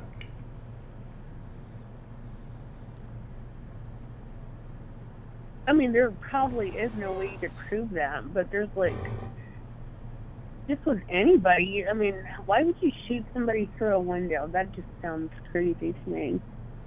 Without actually knowing who lives there. That just doesn't make any sense. Yeah, and I can understand it. At all. I think, when you're not in the middle of the situation. And we're just observing, from a safe place. It looks one way.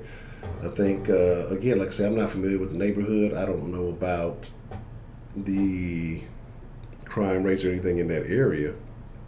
But, he could have been a guy that was pretty nervous, who was pretty scared of the situation. And again, he may have acted irrationally.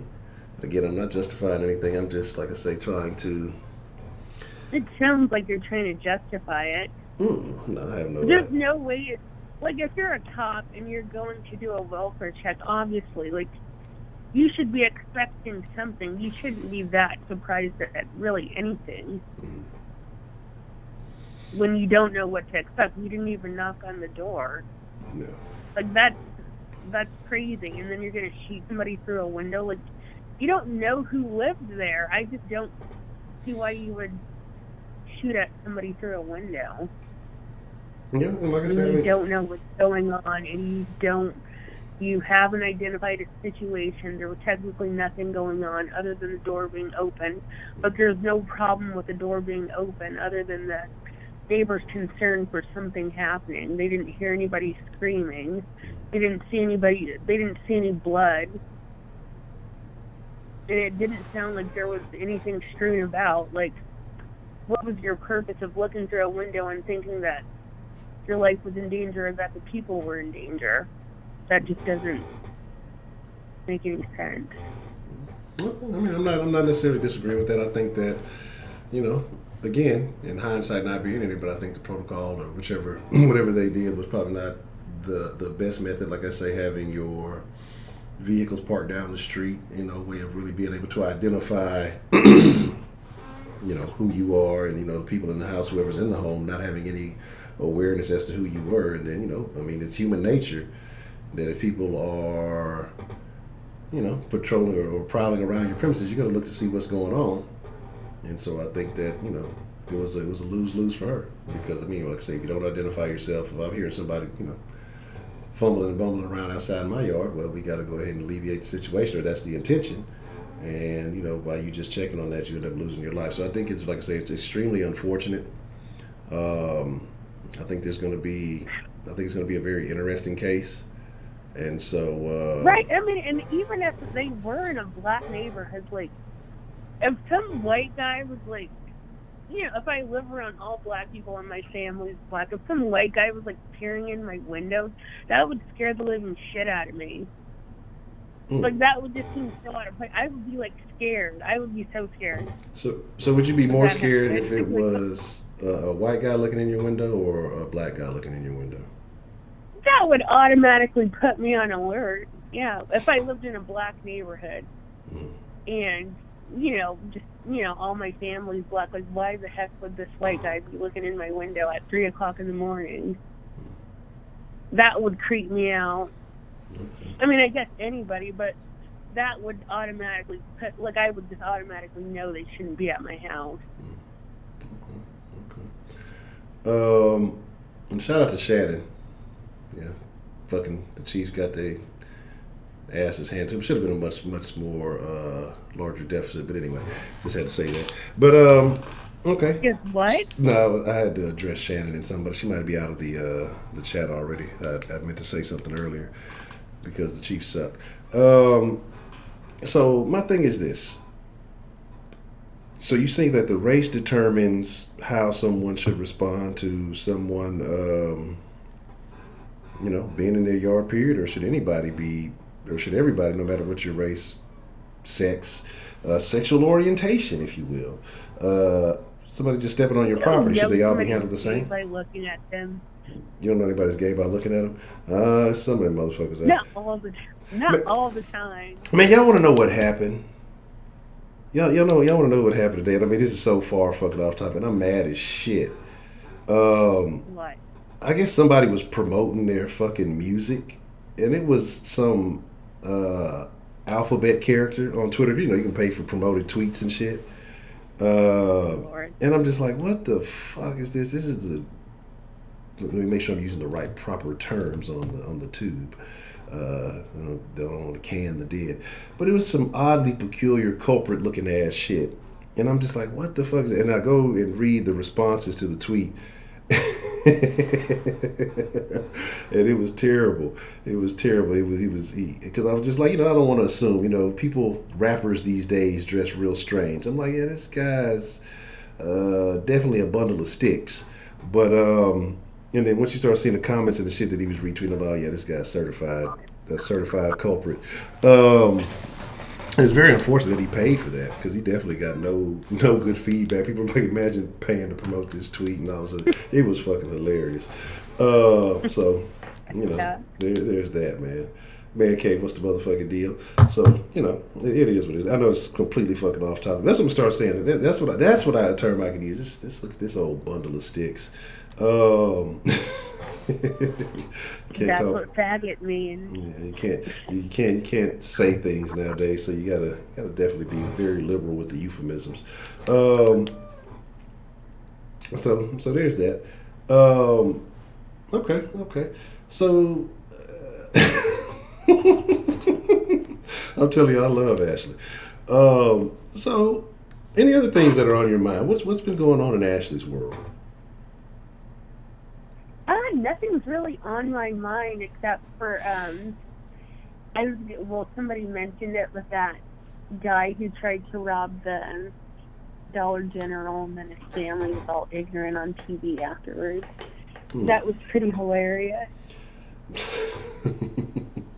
Yeah, it's sad though, because again, instead of being realistic with these people, you're gonna have a group of motherfuckers who are gonna go co-sign this bullshit. A bunch of people of like mind, and it kind of makes me think back to that situation that happened a couple of weeks ago with the 3 teenagers, out there trying to rob. They got ski masks on and guns and all this other shit, and they get found laid out in somebody's driveway. And all of a sudden is we need answers. We got questions. Well, I can answer your question pretty easily. Niggas ain't just walking around with ski masks in Georgia for no reason. I don't know how cold it gets there in the middle of the summer, but I can't think of too many other alternative reasons why people are wearing ski masks. And it's unfortunate that they were young, but obviously this lifestyle is being encouraged, and somebody had to know something that was going on.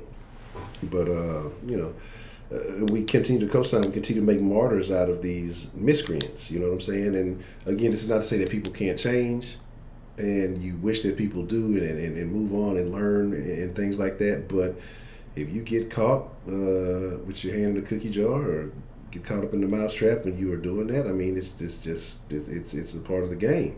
And so, hating people try to paint a picture of, oh, well, this person was an angel and they were so sweet. Yeah, they were cool to you, but this motherfucker was a domestic terrorist to everyone else. So how is that, you got to take your personal feelings out of it and look at it. Was this person a benefit to society or were they a detriment to society? And just because they're your family doesn't mean they get bonus points, you know what I mean? But that's how a lot of people operate, unfortunately. Mm-hmm. So do you think that it was fair Yeah. that this guy got shot, or should the clerk not have been armed? Do you think that's a problem? No, I think he should have gotten shot. There's no reason, if you bring a gun to me, I'm not going to think that you're going to be nice or, oh, maybe he won't shoot me. I'm not going to think that far. I'm going to lay your ass out. If it was that, if he showed me the gun first, I'm just not going to shoot someone robbing the store. So you're not or going to whatever. If they say oh, well, if they don't have a gun, no. I mean, if I worked at a store, I would just let them rob it. I'm not going to fight over anybody's money. Are you crazy? No, that I understand. No, that's a very reasonable point. But right, I'm not going to chase after you. No, I'm not going to chase after anybody or stop you from robbing the store. And I can agree with that. At all. And I can see that. But then at the same time, I can see, depending, if you pointed a gun at me, then you're willing, like I say, to waste. I feel like even if you don't have intentions of using it, I don't know that, And so, right, if you're willing to I would never ever think that far. Yeah, but if you're willing to put my life on the line, then you're gonna play with my life. I'm willing to play with yours, and so I think that's. I think this is kind of what it is. Like I say, it's unfortunate that he was out there doing dumb stuff, and got caught up with it. But if you are Robert. And it's crazy how again that we embrace this J. Like it used to be all about her. I mean, I don't know how it is in other places, but I know down in Houston, like that Jack and shit was looked down upon. Robin was looked down upon. It was all about having a hustle, like hustling. Nobody had respect for jackers. Now the culture has changed. Everybody's fucking dope fiends. Everybody's a fucking jacker. Everybody's untrustworthy. That's the culture now. But it is what it is. Right. That is true. That's a big change in it. Like everybody's a gutter snake, self-serving jackass. That's what everybody is, or that's what they promote these days, which is so corny. Yeah, because you still got motherfuckers talking about free old buddy who killed his friends or whatever. That's what I say. Oh, KK? No, not him. But then you got people talking about free TK too. Now, Ashley, I don't think Ashley's from Houston. Ashley's from who knows where Ashley's from. Ashley's from Hawaii. She's friends with Kaimi Fairbairn. With who? A kicker for the Texans. But I'm talking about the dude from Florida, Nelly Melly. Oh, St. Louis. No, not Nelly. The guy from Florida, the with the dreads and the golds, killed his best friend. Did Nelly kill it? Did Nelly kill Nelly killed fucking what's his name? Murphy. The rapper? Yeah. No, I'm talking about YNW. Murphy Lee killed his friend? No, I'm telling bad jokes. I was talking about the dude, the YMW Melly. He's my favorite Saint Lunatic.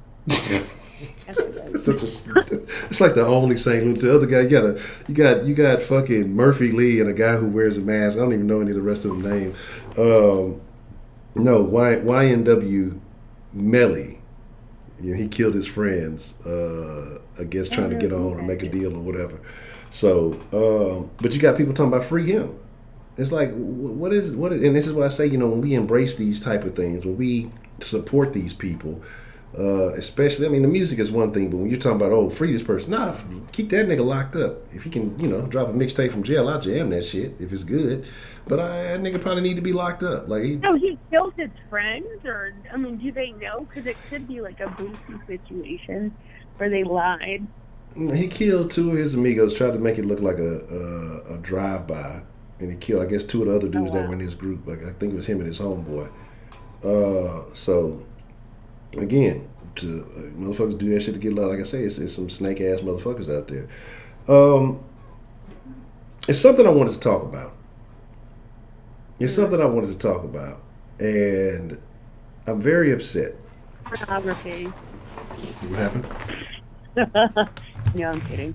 Anyways, go on. How dare you? Bad joke. I was sending my old lady an emoji the other day, and I was going through the emojis. Now, I don't know if it's just on my phone or maybe other phones have a different set of emojis.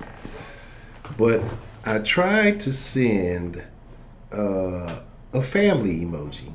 Because, they have the different ones. They have the mom, dad, and the son. They have the mom, dad, and the daughter. They have the mom, dad, and like two kids or like two sons, two daughters, whatever. Mm-hmm.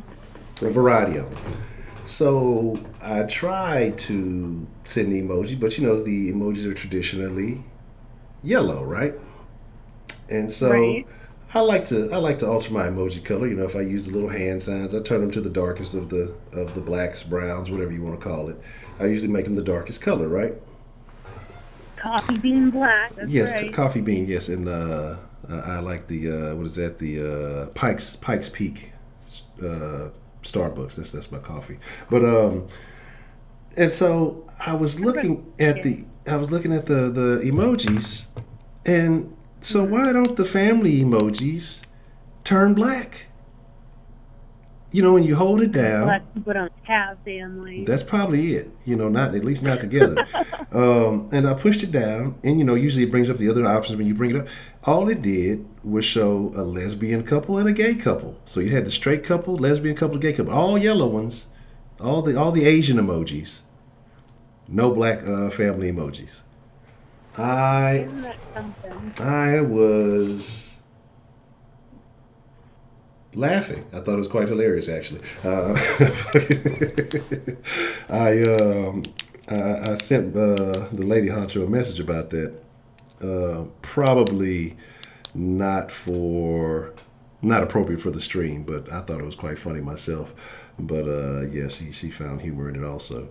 Yeah, but most of them turn black though. Most of them turn the spectrum of colors. Yeah, that was a big complaint. Like when they unveiled I think the last emojis were like hijabi emojis. Oh, terrible. And then people were like, well, can you finally make a black family? Yeah, They didn't. Yeah, they're like, we looked at the statistics. Nobody's using that. We're not even going to waste the pixels. Oh, no. That's fucking funny. It's terrible. It's a terrible joke, but it's funny. So yeah, that's my thing, man. Like, I was a little miffed about that, but it is what it is, you know. Like, guess you can't blame them. Nobody. Obviously, it's not a big enough thing because not enough people are complaining about it, and there's probably a reason for that. But you know,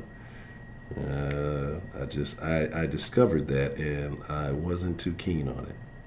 Like I say, yeah, you got the little. I thought it was weird. Yeah. Or I think it's weird, but whatever. Yeah, and that's crazy. Like even like the little solo families, like there are no black families. I'm very sad about that. I blame y'all. It's y'all's fault that we ain't got no damn black family emojis. I'll just have I to. have a black family. You have a black family emoji I don't or know. a black family? No, I'm not doing it. Like, No. nobody has a black family. Like, Yeah. I have a black family. No, it's easier to get a black family than it is to get a black family emoji. This is the problem. You don't have black family emojis. Yeah, I'm upset about that. We need some BET, No. some BET emojis. No. Sitting there, they'd have to make a shitload of them because of biracial families. This is true. But damn it, they need to get on their emoji job. If they making all kind of weird emojis for all the other groups, god damn it, they might as well cover everybody.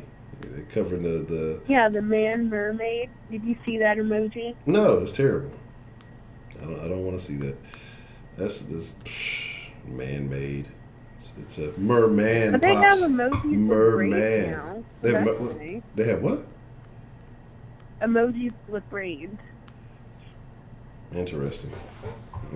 Or like fluffy hair. I don't know what it is. It's just like fluffy hair. Oh, okay. But see, that's what I'm saying. Yeah, you got the solo black person, but there's no black family person. We're in this game alone. We're in this emoji game alone. We're one deep in this emoji life. I saw one other thing. Before we get out of here.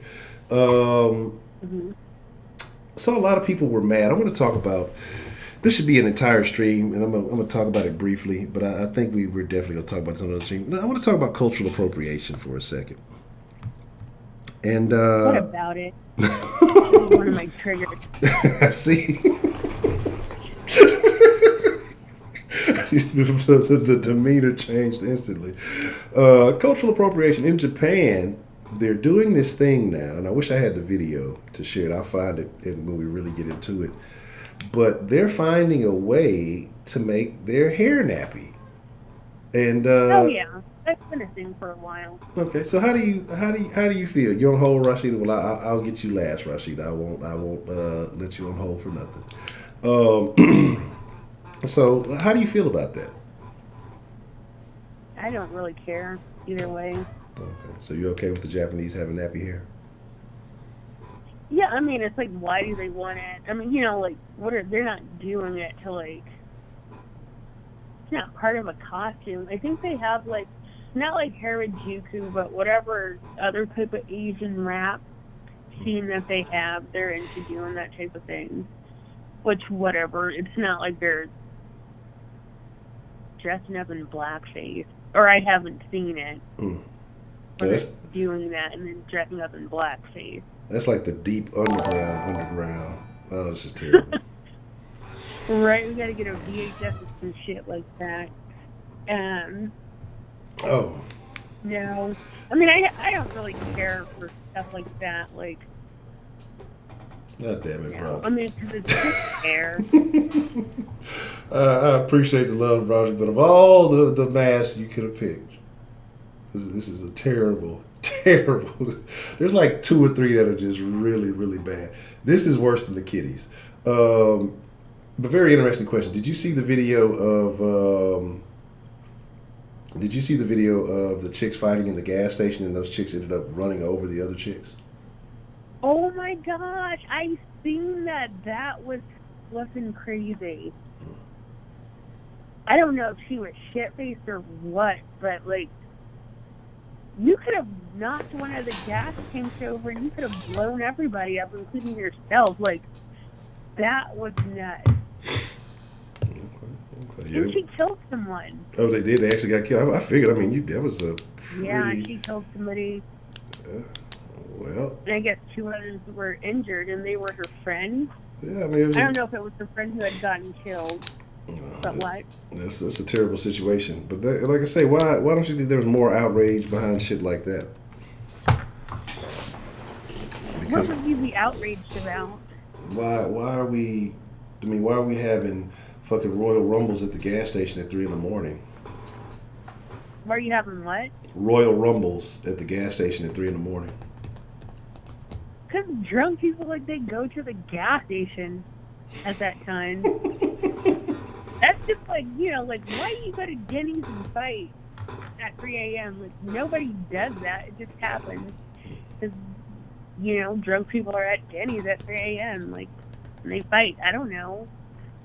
I set all my fights. I scheduled all my fights for the Waffle House.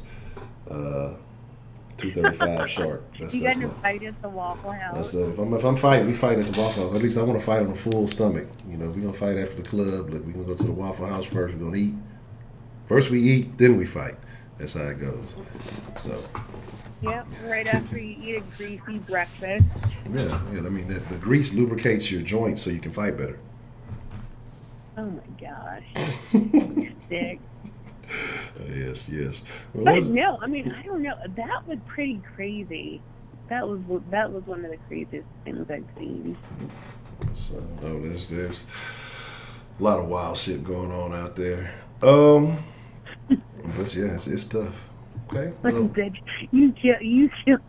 you almost killed your friend, or she did kill her friend. Yeah. That's fucking crazy. Yeah, and you got to live with that shit. Oh my God. Like I say, that's the offbeat shit. But you know, that's what alcohol does. That's you know, negativity. That's negativity. But that is. I said it's the most awful. Hello? Yes, I'm here. Yes, 10-4. Can you hear me? Yeah. Ready, team, go? Yeah, I can hear you now. All right. Well, Miss Ashley, I'm going to wind this one down. I have one more call to take. I don't want to get shot or be the victim of any criminal situations. So I'm gonna take one more call, but I appreciate you. We'll see you on first 48. Yeah, y'all gonna see me laid out in the den. Y'all gonna see the whole layout. Scotty gonna be right there. Want to go outside because nobody else will take me outside but me. Anyway, but there's that. But I appreciate your call, Miss Ashley, and hopefully we'll be talking to you soon. All right, thanks for taking my call. All right, appreciate your call. Bye. Adios. Who is this? Who is this? Who calling the goddamn den? Who is this calling? It's about goddamn time. Wait, don't come in here. Don't come in here start. Don't come in here starting no shit and causing a ruckus. We don't want to hear that shit. How you doing, Miss Rashida? Goddamn it. Oh, you know I'm good. It's about goddamn time. Wait, don't come in here. Don't come in here start. This is the remix. Okay. So hello, Miss Rashida. How are you this evening?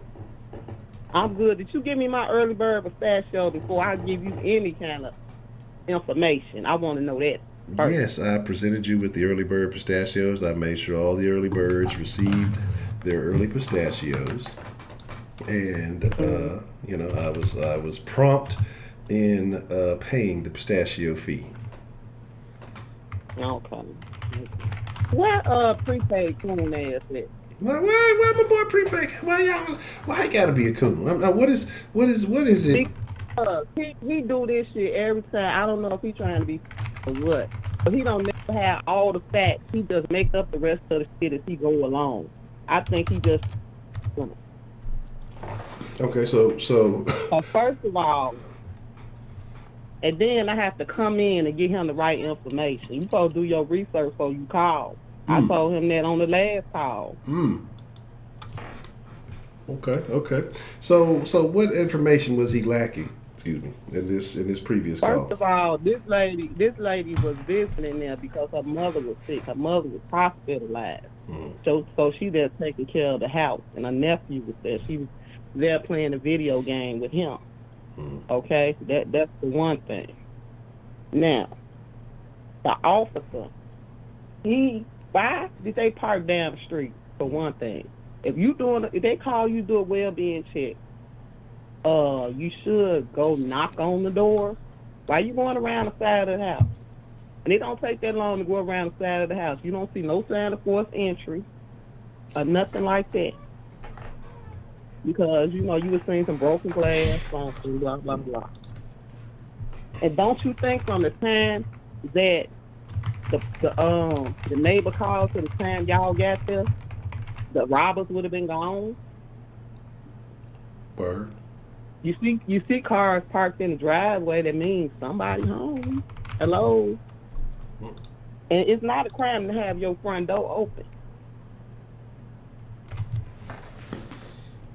Unless your house stink. If your house smell, you just airing that shit out. Don't nobody want to smell that shit. If your house smell They like do that in the country all the time. Sometimes they leave their front door unlocked. I don't know why they do it, but they do. that's just a country thing. Y'all don't. It might be a country thing. My old lady be getting on me because I be forgetting to. I don't really be tripping because I mean, like, hey, look, if you want to come on in, if you feel like you feel comfortable inviting yourself in, it is what it is. Just hope you're ready for everything and anything that goes with that. But I misspelled your name. Like my nephew, he was over here today because they was out of school. So where?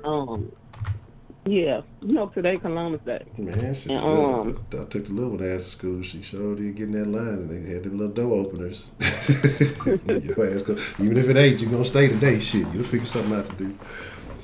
Anyway, my brother, he was visiting, and he saw his car out there. He was about to come visit, but he was in his car for a while, and my nephew, he had left the front door open. It's dark outside. My front door open, even though I'm sitting in the living room. You know what I'm saying? I say, you know what? After a few minutes, I say, you know what? Close that door, because I don't want nobody calling the police talking about my door open and blah. I don't want the police coming to my house. Period. I'd rather take my chance with the robbers. I got a better chance of surviving. Don't call. Like I said, if you don't know me well enough to have my number to call, check on me, don't worry about it. I got it. We armed, so we good up in here. But we already know you run the hood. Look, you got to check in. If you go to Chicago and you don't check in, I'm just saying. You check in, you get a side man sandwich, you be on about your way. You know what I'm saying? Yeah, that's right. But the gun, even if it was the gun in the house, that's not her house. So the gun most likely not hers. And she wouldn't have no gun just laying there with an 8-year-old in the same room with her. That's ridiculous. I'm not saying it's not a gun in the house, but to say it was just like out and an 8-year-old, who does that? Who sits in the room with an 8-year-old with a gun just laying there? No. Nobody does that. That's stupid. And then when they questioned the police about the relevance of the gun, they really didn't have nothing to say about it. And as far as the police officer goes, he resigned before they could fire him. They was calling him in to fire him. But he had got some information that if he resigns, then he can keep his pension. But if they fire him, he's gonna lose his pension. Right, that's what I'm trying to say. Prepaid. Do your homework. Do your investigation before you just call up in here just talking shit. I guess you just trying to make people laugh or something. But some situations not funny. And every situation involving police, It's like you be trying to defend them, and that shit ain't right. It ain't even about race to me. It's about just wrong shit going on. That shit wrong. She in her house with her nephew playing the game, and she go to the window to check on the product. What if her nephew had went to the window? Yeah, like I said, that's my only issue It with. shouldn't have to be a kid involved in a shooting for more action to be taken. And the police, they was gonna fire him because he violated their own policy. I couldn't exactly find out which policies he violated, but that's why they was gonna fire him.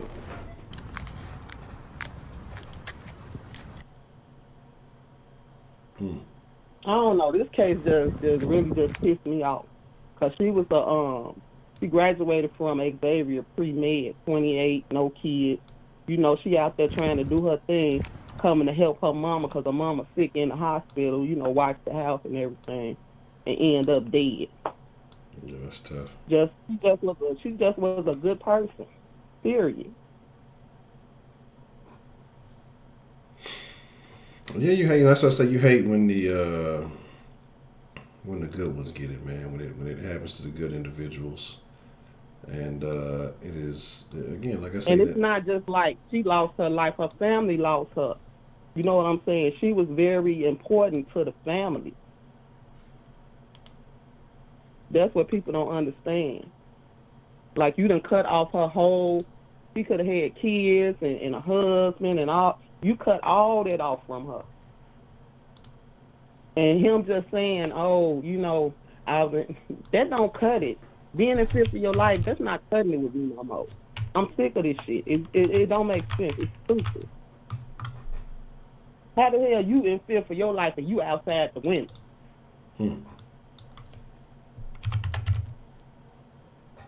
And then if you watch the cam, you know, the cam that the police officers have on them, he shines the light, right, into the room and fires almost like within seconds of saying, put your hands up. How did you have time to see anything? That's what I say. I have questions about that situation. And she too. definitely didn't have no damn gun in her hand with an 8-year-old standing in the room. Now, that damn bullet could have ricocheted out of her and hit that little 8-year-old boy. But shit like that happened.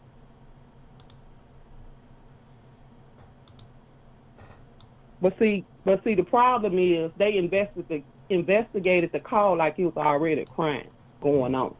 Then nobody called them and say, I think my neighbor getting robbed. They didn't call it. They called you to go check on her, not create a crime scene, which is what he actually did. It wasn't no crime scene there until he created it. I feel like the police don't stop crimes, they commit crimes. So this is the second one in a row where they done murdered somebody. It ain't no, oh, I was feared for my life, no, that's bullshit. This was straight up murder. It ain't got nothing to do with race. It's murder. Murder is murder, period. Prepaid said, how would he get a pension when he only became a cop in 2017? I said that's what they said. I didn't say it was true or not. I said that's what I saw in the things that I was researching. Maybe if you go and do some research, then you will find the same thing I found. How about that? Okay. I want to shout out to Man Cave. It didn't confirm. I might have spelled your name wrong. Yeah, did I? I might have. I think it did. At least I try to do some research before I just come in at the end and just say anything. You know, to just make up shit. I be saying some anything, so y'all probably should never listen to me. I just be saying shit. So I mean, it is what it is. I want y'all to check out this contribution from Man Cave when I chop it up with Miss Rashida, and I just want to know what y'all think about this. Fellas, I definitely want to know your opinion. Ladies, I would like to know if you would ever entertain such a thing. So let me Let me just toot it and boot this up real quick. Make sure did I overdo it? Let me see. Hold on. Let me see. But I agree, man. Like I said, I think I have issues. I have questions with what took place. Well, I guess I gotta do the whole thing. That's some other shit. I have questions about what took place and the way that it took place. And again, like I said, I think it's very interesting the way that that they responded to the situation. And how often do they do that? How often do the police just pretty much just set him out there, they own police officer out there on his own? But they not with the bullshit. They know something went down, and they don't want no parts of it. They not trying to help him. They not trying to cover shit up for him. And then the picture of the gun looked like some shit they found off Google. I'm just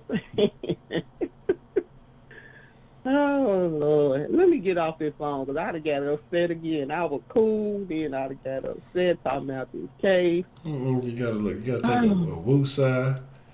You got let me take a woo side. Okay. And appreciate I still love you, even though you were damn cool and you be wrong and be getting on my nerves sometimes. It ain't nothing but love though. But sometimes I have to tell you that yourself. That's it, and that's all. Okay. That's a bit. Well, oh, hey, Miss Grace, how you doing? I didn't mean to not shout you out.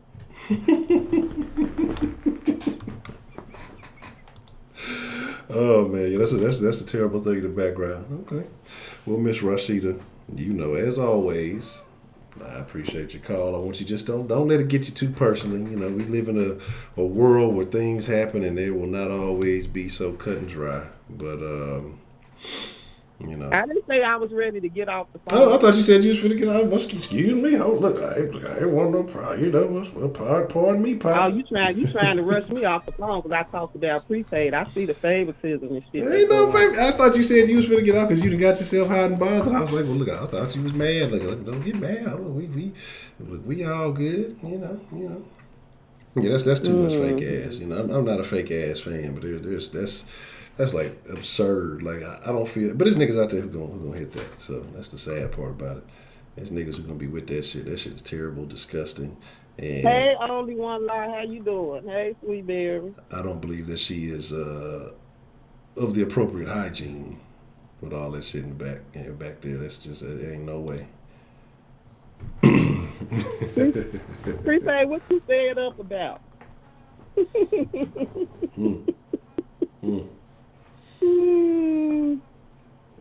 I heard that's what Sweetberry is working with, one of them old injectable Dunks. You know what I'm saying? I heard this. That's what they do up in Seattle. They call it the Seattle Battle. What about lying ass? Well, I ain't lying on ass. Why would I do that? So what is y'all talking about? Because I can't see nothing. Oh, it's a video I played in the background of a young lady. And here's what I hate about it. It's a young lady faking like she coming from 24-hour fitness. This is what I hate. I hate the fake ass fitness. So they go get their asses injected with all this shit. So you telling me you work out, you tone your body, you do all this shit, but just for some reason your ass is extremely loose and jiggly and overblown. That shit it blows my mind. But it's a chick she done had some fucking silicone or some shit from Home Depot shot up in her ass. And it's just ridiculous looking and unproportionate. You know what I'm saying? Disproportionate. And she looking like she just came from the gym. You can't even sit on the equipment with that shit. You know what I'm saying? You can't, because she ain't doing no free weights. She just that shit is ridiculous. Like, I wouldn't even want a bitch dancing on me in the club with that shit. Like, I'd punch in the ass, but that shit probably like y'all remember that shit? What was that shit from back in the day? Gak. The shit like the fake slime, Nickelodeon shit. You put your finger, it mold around your hand and shit like that. Shit just looks disgusting. Like, and you gotta give her some spank. She needs some spank. Man, she got some shit. Whatever this shit she got on, she got some kind of Spanks, skanks, stanks, whatever this shit she got on. That shit don't look good. Not skank, but Man, whatever she got on, she got some type of conforming type pants, yoga-esque apparel. But that shit don't even look good. That shit look like a tumor. That shit just look just disgusting. It just looks nasty. You know what I'm saying? It really looks terrible. You know what I'm saying? It looked funky. It really looks funky. Like I can't justify. I already, man, Cave, I appreciate you saying that. That shit was terrible, man. Professor Trill say he want to call in. But you gonna take debo me. one more time? I don't think he can, cause you cut the line off at 12. Yeah, you know, I gotta finesse it. You know what I'm saying? I gotta finesse it. Look, Professor Trill. You know, B.O.B. got them good testers out this week, man. You know, you gotta go get some of that fire. You know what I'm saying? Before they start stepping on it, man. 'Cause, you know, shit, we gonna be upset. Fuck around next week. You get to pushing that stepped on again. You know what I'm saying? Look, you gotta get that B.O.B. that good fire B.O.B. What it is, the blue tops. You got them blue tops out right now.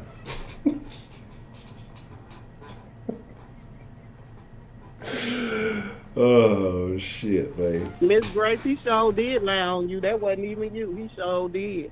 Miss Grace said he can't call, so he can't call. She didn't put the band. She didn't put she didn't put a hit out on you. Say you can't. She didn't block you from the line. I can't believe. But yeah, okay. So what are your thoughts? I mentioned something earlier, or I don't know if you talked about it. Did you see the video of the gentleman at the dollar store? Oh, I heard something about his. I think I saw he got killed, and his sister was talking about he didn't have to kill my brother or something. Do you think that they were justified in killing him?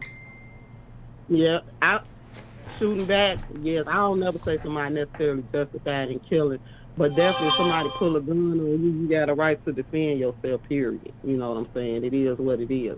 A brother should have never pulled that gun on them. Period.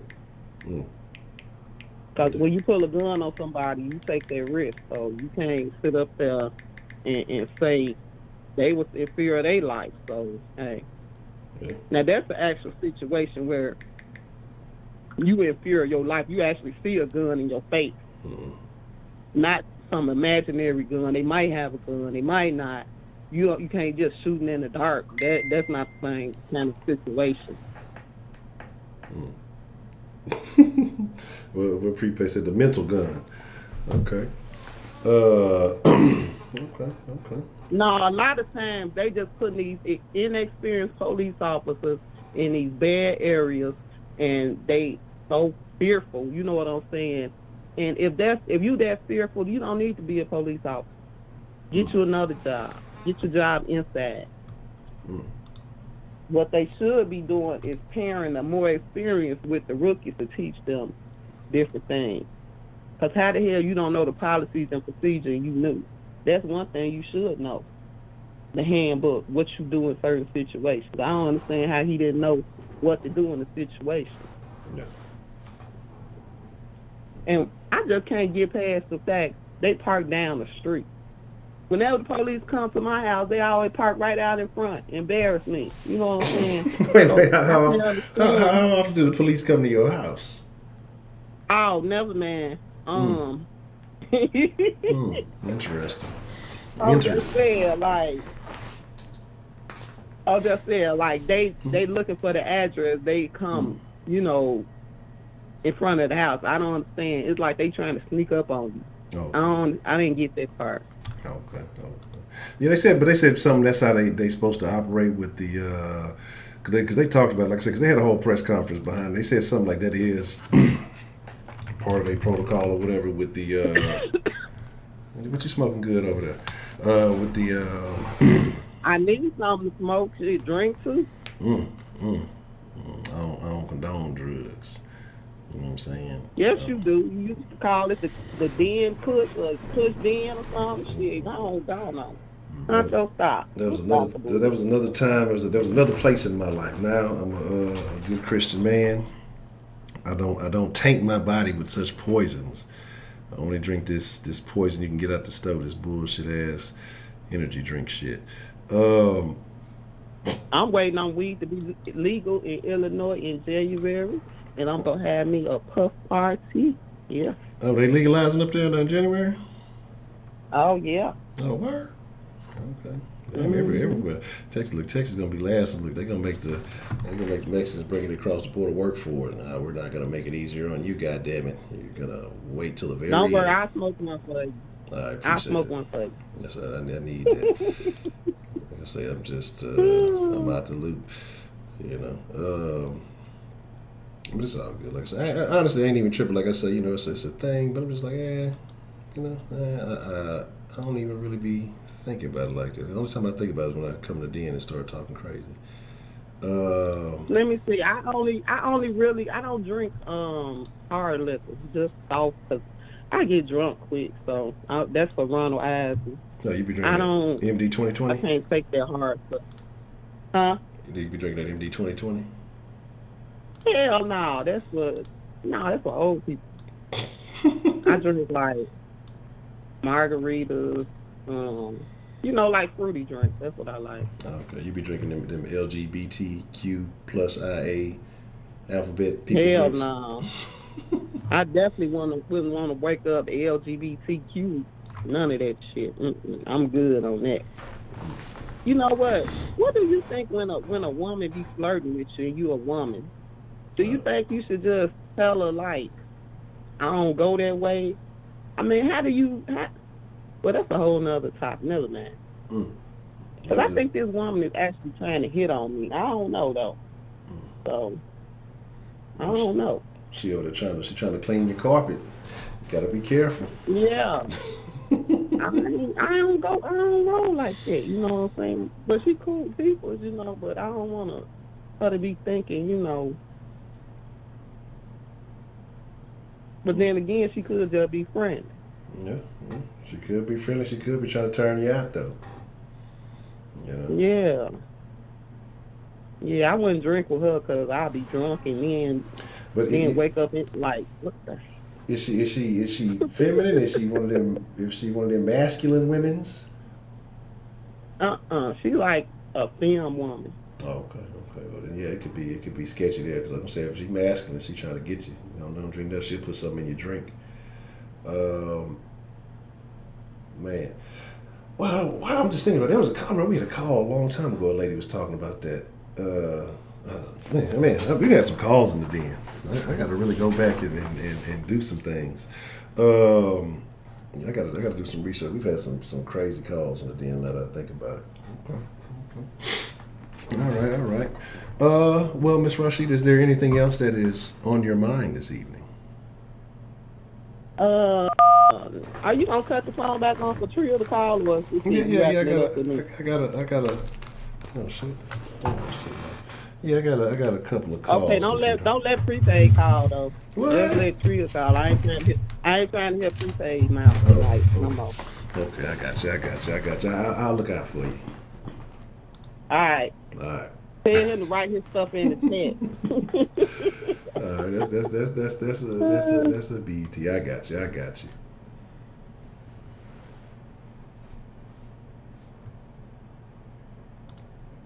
Yeah. Hello? Okay, you take care. Everybody take care. I'm gone. All right, Miss Rashid, appreciate the call. All right, bye-bye. All right.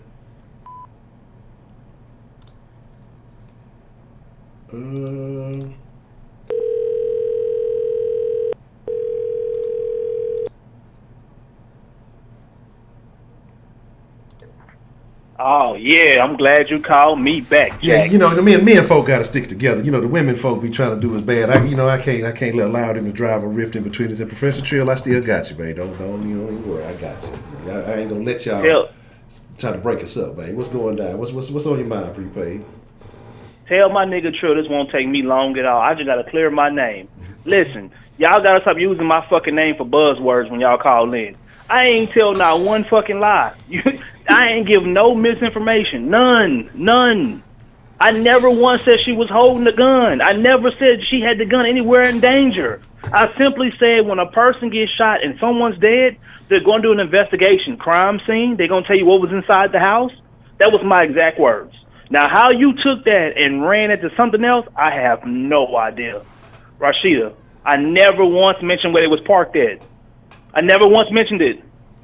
So how did I lie about that? Also, don't tell me to do research and then tell me the guy resigned because he was going to get a pension. Baby, pensions don't work that way. A pension is something you're paid for over time for your contribution. Ain't no fucking contribution if you've been a cop for 2 years. There's no such thing. So what I said was incorrect, but you saying that he was promised a pension, that was law to you. You felt like that was correct. So hearsay, you heard some shit that sounded good and you roll with that. But what I said wasn't facts. Like, y'all gotta stop doing this shit. Like, come on, y'all, stop this shit. Now, I thought I was very clear on this, Honcho, and if I wasn't, you could go ahead and say I was wrong. I could have swore I was very clear when I said, I'm not justifying a dude shooting a woman, period. Mm-hmm. Did I not lead with that? Yeah, you did say that, yes. Okay. Now, I could have swore that my angle was we need to start letting everybody know how fucked up the world we live in, correct? Like them giving all the police reports, not just some of the shit. No news dumps on Friday. Was that not the direction I was going with that? Yes, yes. Okay, so I'm just confused. I just want to clear my name. That's it. Listen, y'all. Listen. I let you get away with it last time, Rashida, when you swore me down I was lying about other cases. I didn't lie about that one either. It was completely facts. You want me to highlight shit that I didn't even say. Like, you can't say I'm lying if I said something that I didn't say. If you quote me and I'm incorrect, I'll say, yeah, Rashida, you was right about that. That's not what happened here. Stop doing that to me. It's not fair. Now, just because you don't agree with me about something, I'm fine with that, but that doesn't make me a liar. In order to be a liar, I must tell a lie. I didn't lie about anything. There was a gun in the home. I didn't say that she was holding the gun. I didn't say she was playing Boosie and Rambo and shit. That's not what I said. There's a gun in the house, Rashida. Yes, it was one there. Didn't say it was around the girl, the baby. I didn't say that she was putting the gun to nobody's head. None of that. That's not what I'm saying. I simply gave my observation from my point of view. That's it. That doesn't make me a liar. So all I'm saying is y'all can call and disagree with me. I'm fine with that. It's obvious I'm not saying nothing for y'all approval in any fucking way. And ain't nobody finna come whoop my ass, so I'm good to go around here. Just stop using me for the buzzwords. Has Rashida said anything in the chat that's telling me what I lied, what any part about that I was incorrect on? Because I'm not around the chat, so I would like for, if that's what's going on, let me answer the shit right now. No, I don't think she has responded via the chat. Perfect. That's awesome. 1,000,000% awesome. Also, on a wellness check, when an officer comes, I told you earlier, I don't call the cops for wellness checks. Cops ain't stopping no crime. So I'm with you, Rashid. Don't call the fucking cops on me if something going on with me. I don't do shit like that. What I said was wrong was them blaming the neighbor. They blaming the wrong motherfucking person. If you want to blame the cop, blame the cop. I still don't believe it's going to be a murder charge because he didn't intentionally kill her.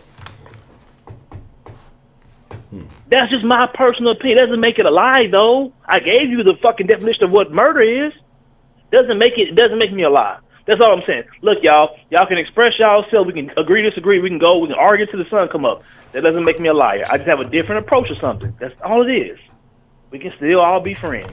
Now, hit my nigga Trill up because they say Trill lied on. I don't know what happened. I got to find out because I don't know what's going on. I don't know who to trust around here. My sister lied on me for the last time.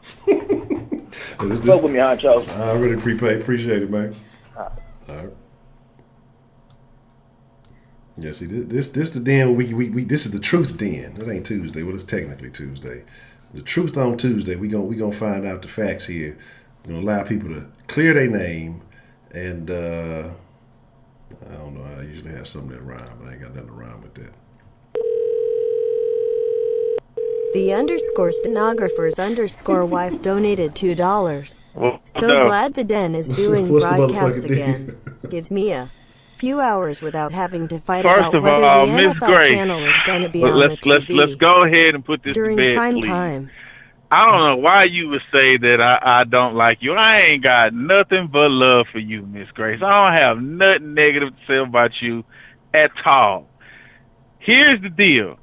You did not make the statement that I'll be on there for 2 hours. I never said that you did. This is what I said. I said it, Miss Grace, I'm surprised that you co-signed this. Jay Dizzle be on the phone for 2 hours shit. I wasn't really tripping on the other one saying the shit because they always talk shit. But the fact that you co-signed it was the thing that surprised me because I didn't see that coming. And not only did you say it at the top, you doubled down talking about you fell asleep, fell into a coma for about 3 months and then woke up and I'm still talking. Now, I'm exaggerating here, yes. But that is precisely what I said. Now, if you caught that differently, or maybe I was speaking a little fast and you might have missed a word here or there, cool. You know, it was just a misunderstanding. I'll chalk it up to that. I did not intend, nor I don't think I said. I may have. I might have forgot a word or two. It's possible. Not saying it's not impossible, but I wasn't insinuating that you said it. I was insinuating that you was co-signing and agreeing with it. Well, you're supposed to be my own girl. You're supposed to have my back like 4 Fats on a Cadillac. And you just left a nigga hanging like a motherfucker. I'm like, oh, for real, Miss Grace?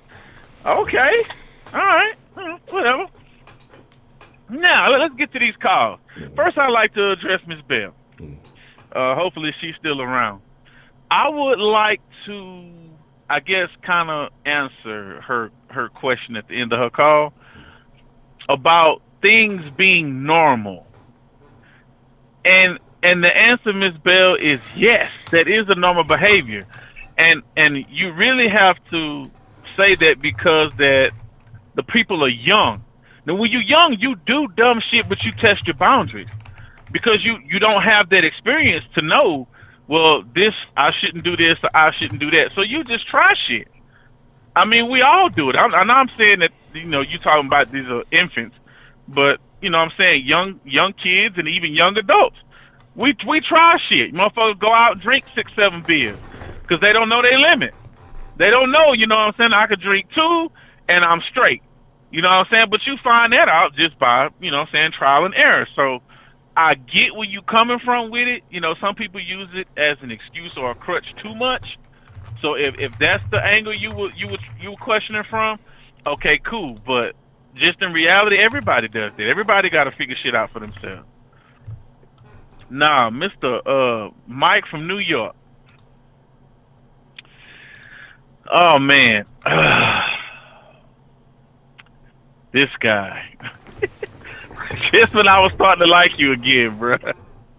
You went pull some bullshit.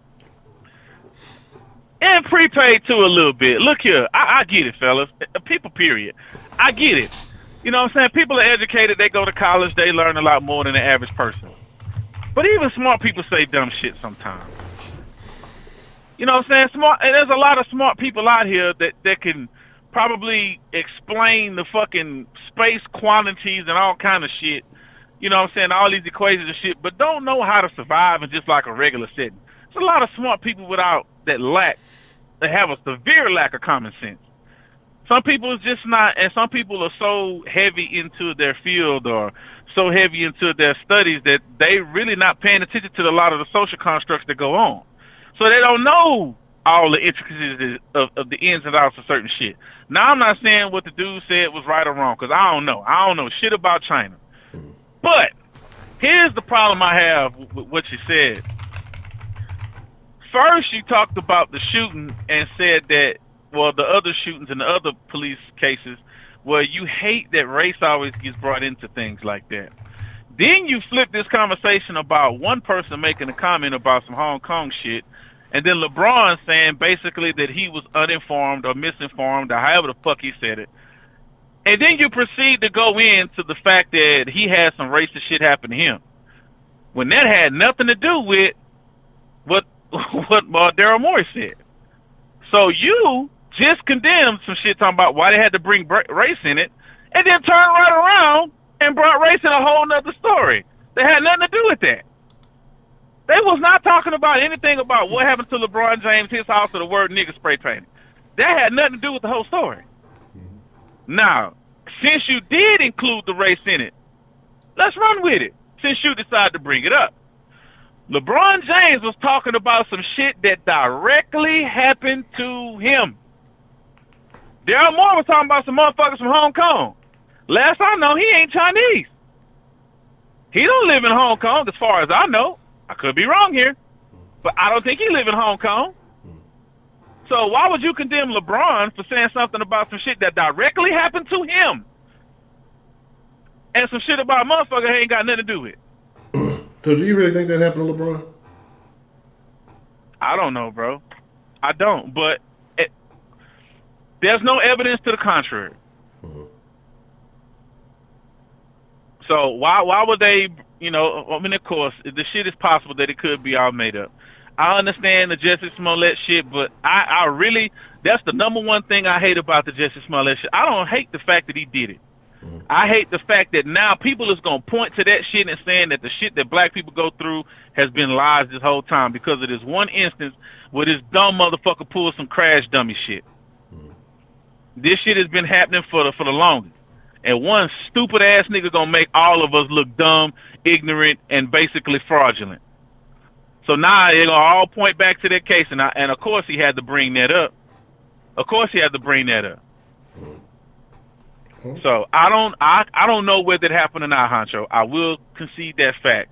But at the same time, bro, come on, man. You can't use this one dude who's got an impeccable record behind the shit that he do, especially for his fucking people, and compare it with this other motherfucker who ain't never done shit for nobody except try to make himself shine in whatever sort of light. I don't know what the fuck he was trying to get across. I don't know. I honestly don't know. So I would choose to relieve LeBron because of all the other shit that he's done. I don't know him personally, but I think he has an impeccable character. I think he biased. I don't know Muhammad Ali personally, but I think he has an impeccable character. I wasn't around when Martin Luther King was alive, but I still feel like he has an impeccable character. Why? Because of the shit that he did. I value the shit that he did good, but more than the shit that he did wrong. And I'm sure they all had skeletons. I don't know what they are. I don't give a fuck, to be honest. Okay. So what about, you said Moore and him, maybe not living in China, but, would you say that he does a lot of business with China? I mean, he, brought in Zochi for about 3 days and the Rockets have those connections. I'm sure he does. I'm sure he does. And on that part, I don't know nothing about his business dealings or who he knows or what he knows. I don't know. All I'm saying is, just because this man has a fucking degree from MIT don't mean that he has his finger or the pulse on everything. Now, there's a good chance that he does because he does have business dealing with these people, but I don't know who he know and who he don't know. I don't have a clue. So whether you choose to agree with him or not, that's your choice. If LeBron chose to disagree, let him disagree. If you think he don't have no grounds to disagree, then that's just how you feel. But don't sit up here and say that the man don't know what the fuck he talking about, number one, when you don't know who the fuck LeBron know. And then number two, that he not smart because he don't have a college degree. And then to insinuate some shit that he said happened to him, I guess there was a police report. I ain't done no research. Then you try to call that fake. So basically, you just try to discredit this man across the board because he disagreed with something an MIT graduate said. I don't think that's not even rational. That don't make any sense. It don't make any sense at all. Whether you agree with this man's politics or not, that holds no weight. Sometimes you gotta get off the bullshit and prepaid. I get what you're saying about some of the black elites. You might not agree with them, and I don't agree with them all the time either, bro. But unfortunately, that's who represents us out there in front. But why do they represent us? Is it because we because they got money, and everybody respects money. Fuck you mean? Come on, Honcho, that's a bad question. But again, so that what is that saying about us? Because think about it, like you said, the black elites, they're pushing. That's not saying that. No, don't you dare start that black community shit. That's people. Period. That's America. Everybody in America expects motherfuckers with money. That ain't just black folk. That's everybody. Okay, but we're getting pushed a certain message, and this is why I find it, like I say, disingenuous, because the black people with money are pushing this idea of oppression and suffering and all this other. But then how do they? They got money. They eating good. So if white people do the same shit, Honcho, you got to stop this bullshit. Look, I guess I got to explain this to you too, and I thought that you understood this. This is the way it's been, and it's always gonna be. There's a bunch of rich white folk that got more money than everybody, including all the rich black niggas too. Okay, what they've been doing since the beginning of the time is telling these poor white people, look here. They've been pitting the poor white people against the poor black people. So we've been squabbling against each other while they making all the money this whole fucking time. That's the way it's always been. So just because you got some black people who got up out of that shit, don't mean that they're gonna do anything different than the rich white folk. Because that's what they do with money. They want to keep their money. And then also the dude from New York, how dare you sit up here and you brag on capitalism and then you try to call somebody greedy? That makes absolutely no sense. That's what capitalizing on somebody else's downfall means. That's the definition of capitalism. To get all you can for you and only you. That's what it is. So how can you say that? I'm just saying, look, I understand y'all perspectives, but sometimes you really got to see some of the faults in your argument. I'm not saying that your argument ain't valid. I'm not saying that your opinion is bullshit or nothing like that. That's not what I'm saying. All I'm saying is listen to the words you choose sometimes when you say certain things. Because when you keep talking, you just start to poke more holes in your argument. I just sit up here and listen to you. I'm like, okay, I get that stance, but if you feel like that, why would you say this? So choose your words carefully. That's all I'm saying. Because all I'm trying to do is understand your stance. We go, because I want to comment on the capitalism thing, but I have a topic that's related to that I want to do this week, so I'm going to wait. No, I feel you. I feel you. But we'll definitely dive in it. I had to jot that thought down because that's why I have a bit of a disagreement, but I'm going to save that because I have a whole topic I want to do on that because of some statements that were made recently. Okay. And I can see where you feel, but like I say again, though, is why do I have to feel like these people, represent me? If he's out in the forefront or whatever, I don't have to necessarily agree with what he's saying or what he's doing. And if I'm critical because I don't believe in what he's saying or what he has going on, because I honestly feel that, look, there again, who are the people that are signing LeBron's checks? And they have a message, they have a narrative that they won't push. And again, LeBron wants to be a Hollywood guy. We already know what Hollywood's all about. So I think that there is no. So tell me, these are not true. So LeBron's not a Hollywood. Stop, Honcho. So okay. You're asking common sense questions. The reason that this man represents you is because his face is on TV. It's on camera. They're filming him. So it's a lot of people who don't know you, who don't know me. They see him. They see the color of his skin. They see the way he carries himself. They see how he dressed. They see all of that shit. And they see that none of that shit that he's exemplifying don't look familiar to them. So when they see him looking like that, and then they come around and see you looking like that, they're going to automatically assume, because this is just what people do. I don't have no control on how somebody perceives anything. But the only reason that they're perceiving anything is because he's being perceived, because he's being seen, he's being heard. So a lot of people going to automatically assume, whether it's wrong or right, that that's how all the black people feel. That's just the way people are, Honcho. And you know that. So why you act like you don't know, that part I don't understand. Look, ain't no nigga who wears shorts with a suit top represent me. That's where I draw the line. Right? That's where I'm Honcho, done. I feel where you coming from. But you have no control over that unless you put yourself out there. Unless you allow yourself to be seen and make your point known. Don't nobody know you, Honcho, and I get that, but people are going to make that assumption. That's just what people do. Okay. Yeah, that's gonna be. Look, you done been made into a verb now. You've been trilled. Okay. What the hell does that mean? I don't know. That could mean so many things. Yeah, I think it started off as a spelling error now. So in the den, once something happens, it becomes a thing. But here's my deal. Well, go ahead. Yeah. So here's my thing. Like I said, it's just that again, like I said, there's agenda, and my thing is, yeah, it may represent to others, and I think this is part of the problem that we have, especially We talk about the black community because all we do is look up to entertainers, athletes, people who really don't have their finger on the pulse of what's going on. They may have grown up a certain way, and so they have a bias or an affinity to a certain thing.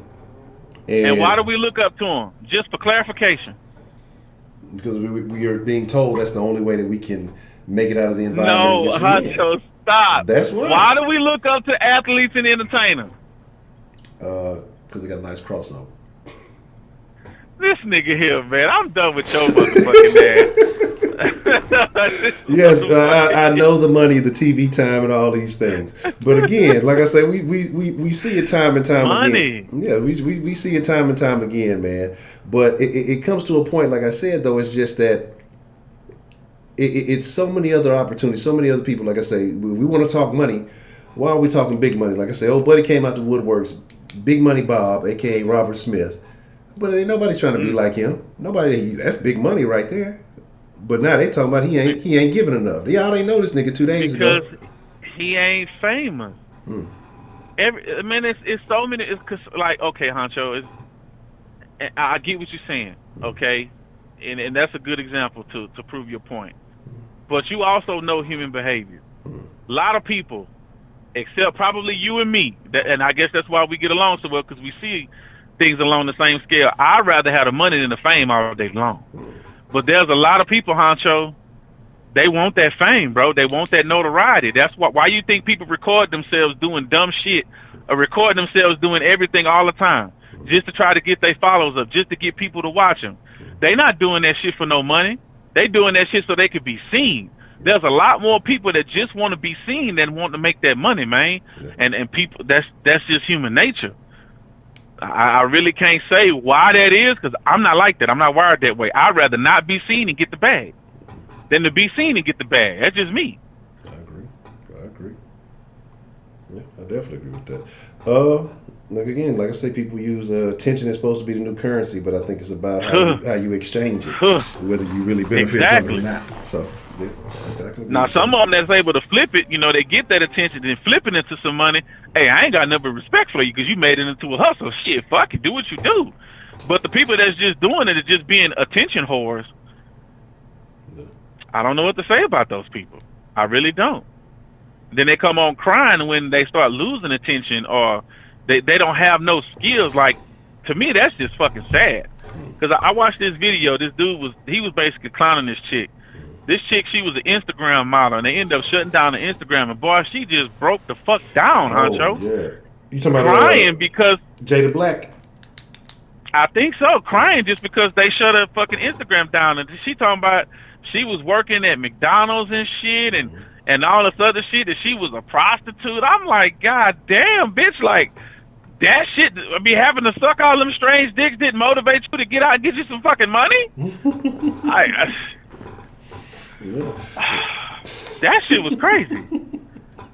Yeah, that's what I say. The shit is wild though. But that's what I say, man. But and that what you said too is a very interesting thing because of the perception behind a lot of these lifestyles. People not really realizing what's going on. They thinking these Instagram and to be for real, and not making a pun off Broderick's name, but to be for real.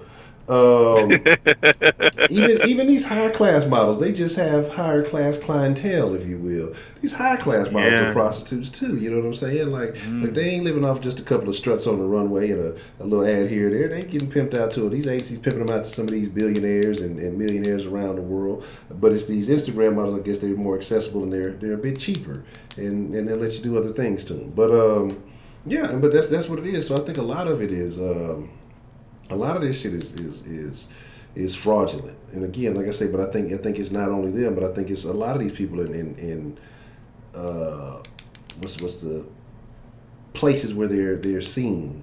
Again, like I say, these people, they're not gonna let you say certain stuff. They're not gonna let you operate a certain way.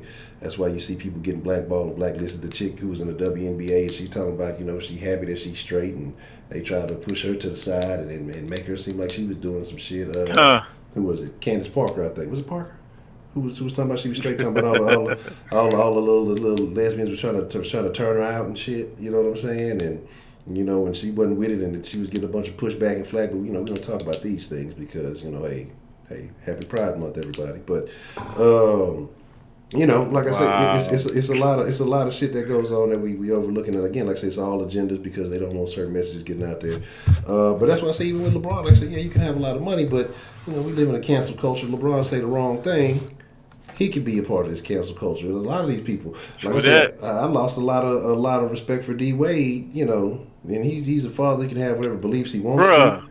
But tell me about it. But it's just like, come on, man. You know, you was the him and Gabby, man. Yeah. I love me some Gabrielle Union, bro. I fucking love that woman. I like her attitude and everything. Then when they started that shit, I'm like, the fuck wrong with y'all? Yeah. Y'all on drugs? Y'all hitting that Bill O'Brien pipe too?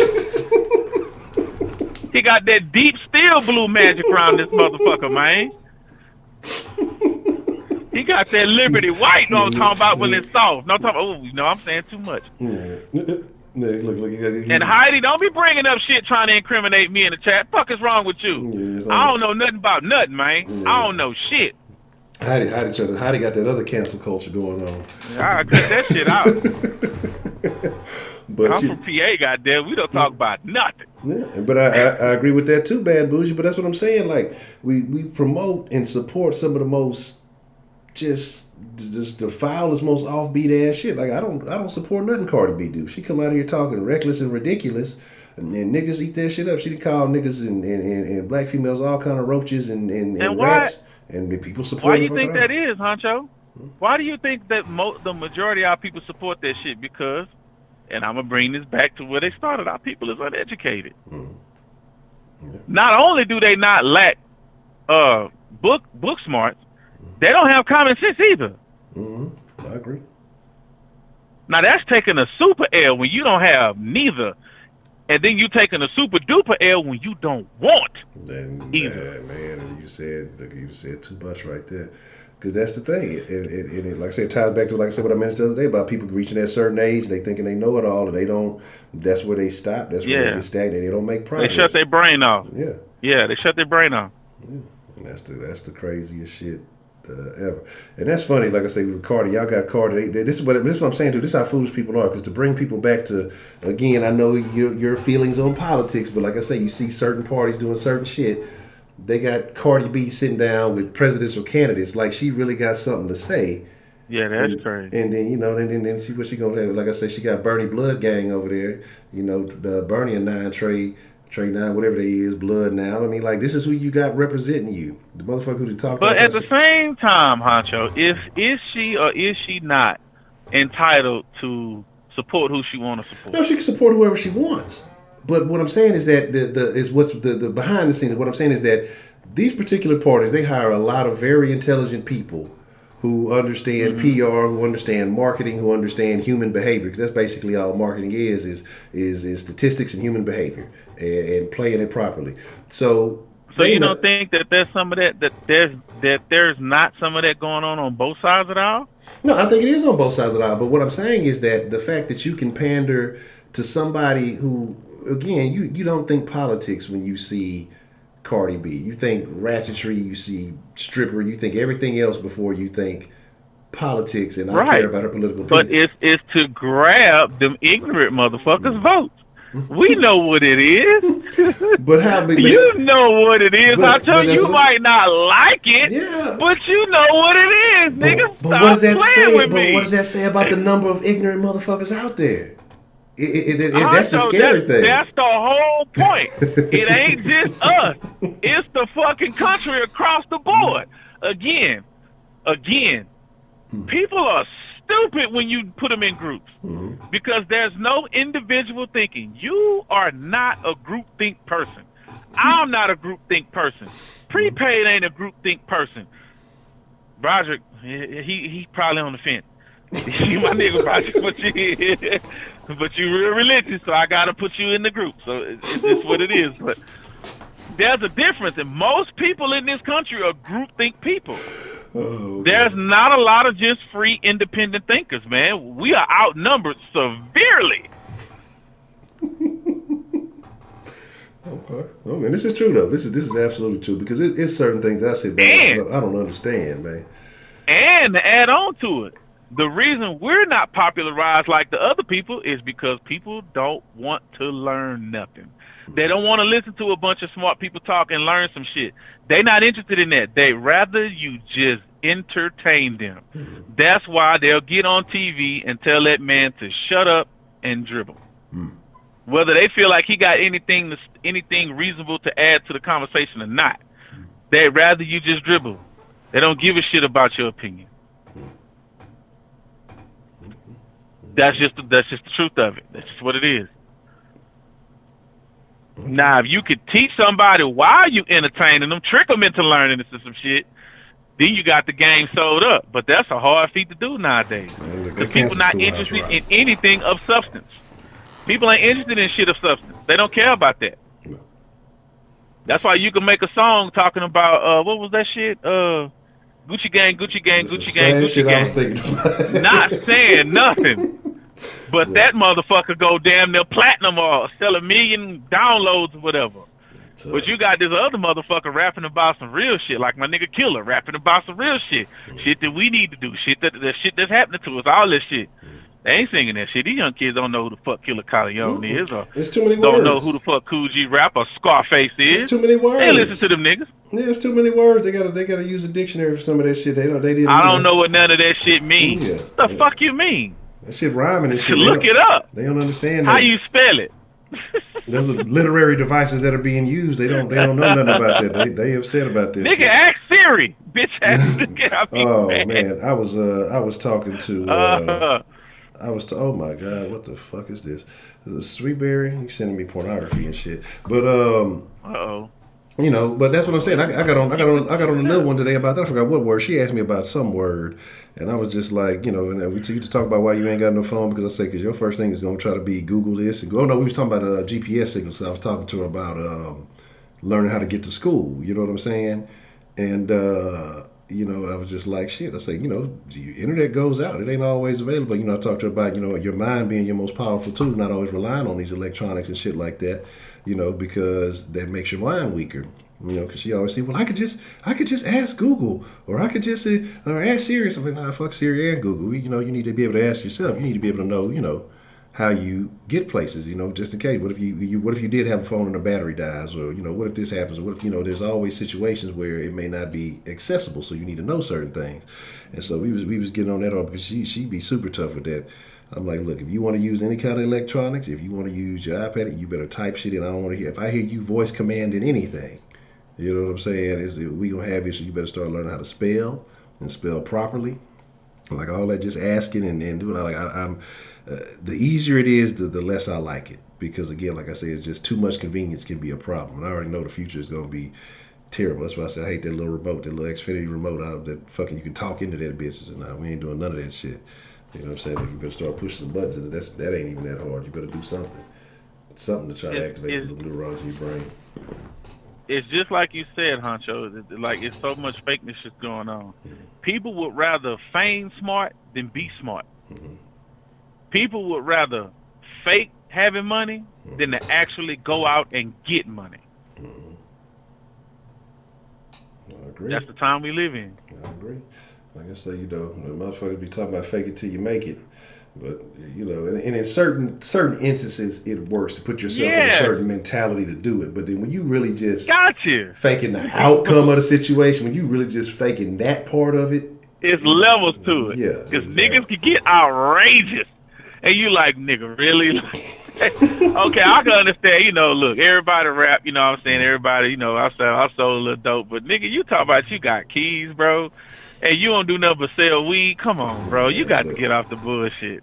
You got to get off the bullshit.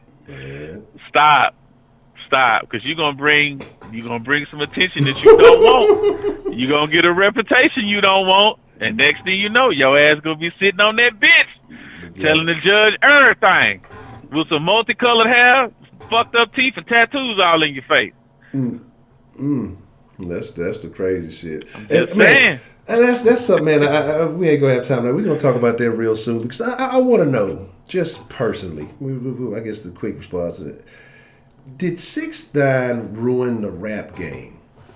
And no, you don't think so? Because what I'm saying is, to me, it's like, of course, there's still individuals, But I think that it's like, to me, it's a greater expose of how fraudulent shit really is. Because this guy became the most popular artist for a small period of time.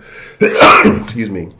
And was basically an undercover agent, more or less. You know what I'm saying? Like, because what people are willing to do just for faking the funk for this money. Like, and I understand that people have done it before. But to me, exactly. But see, it's here's the thing: people know, but then act like they don't know. Yeah. Because we all love Lil Wayne. Lil Wayne can rap his ass off, he be jamming. Yeah. But we all know this nigga ain't no gangster, bro. We all know this shit. But the face tattoo, he went to jail. Come on, my nigga, get the fuck out of here. Get the fuck out of here. And there's certain people you know in the industry that is who they say they is. Yes. And yes, I use that vernacular intentionally. Them niggas is who they say they is. That nigga JC Arm from over there for Black Wall Street. Yeah. Yeah, he bought that shit. Straight the fuck up. He bought that shit. There's some niggas out here that's legit. Method Man, he bought that shit. He ain't playing no game. Now, T.I., you can say what you want to. He's done some really dumb shit. But from what I know and understand, he was about that shit back then. Like, he was really that nigga. Jay-Z, he was about that shit. So it's some of them, you know, not to say that they turned out to stay about that shit, because, you know, people fall off after a while. Master P, he was about that shit. Yeah.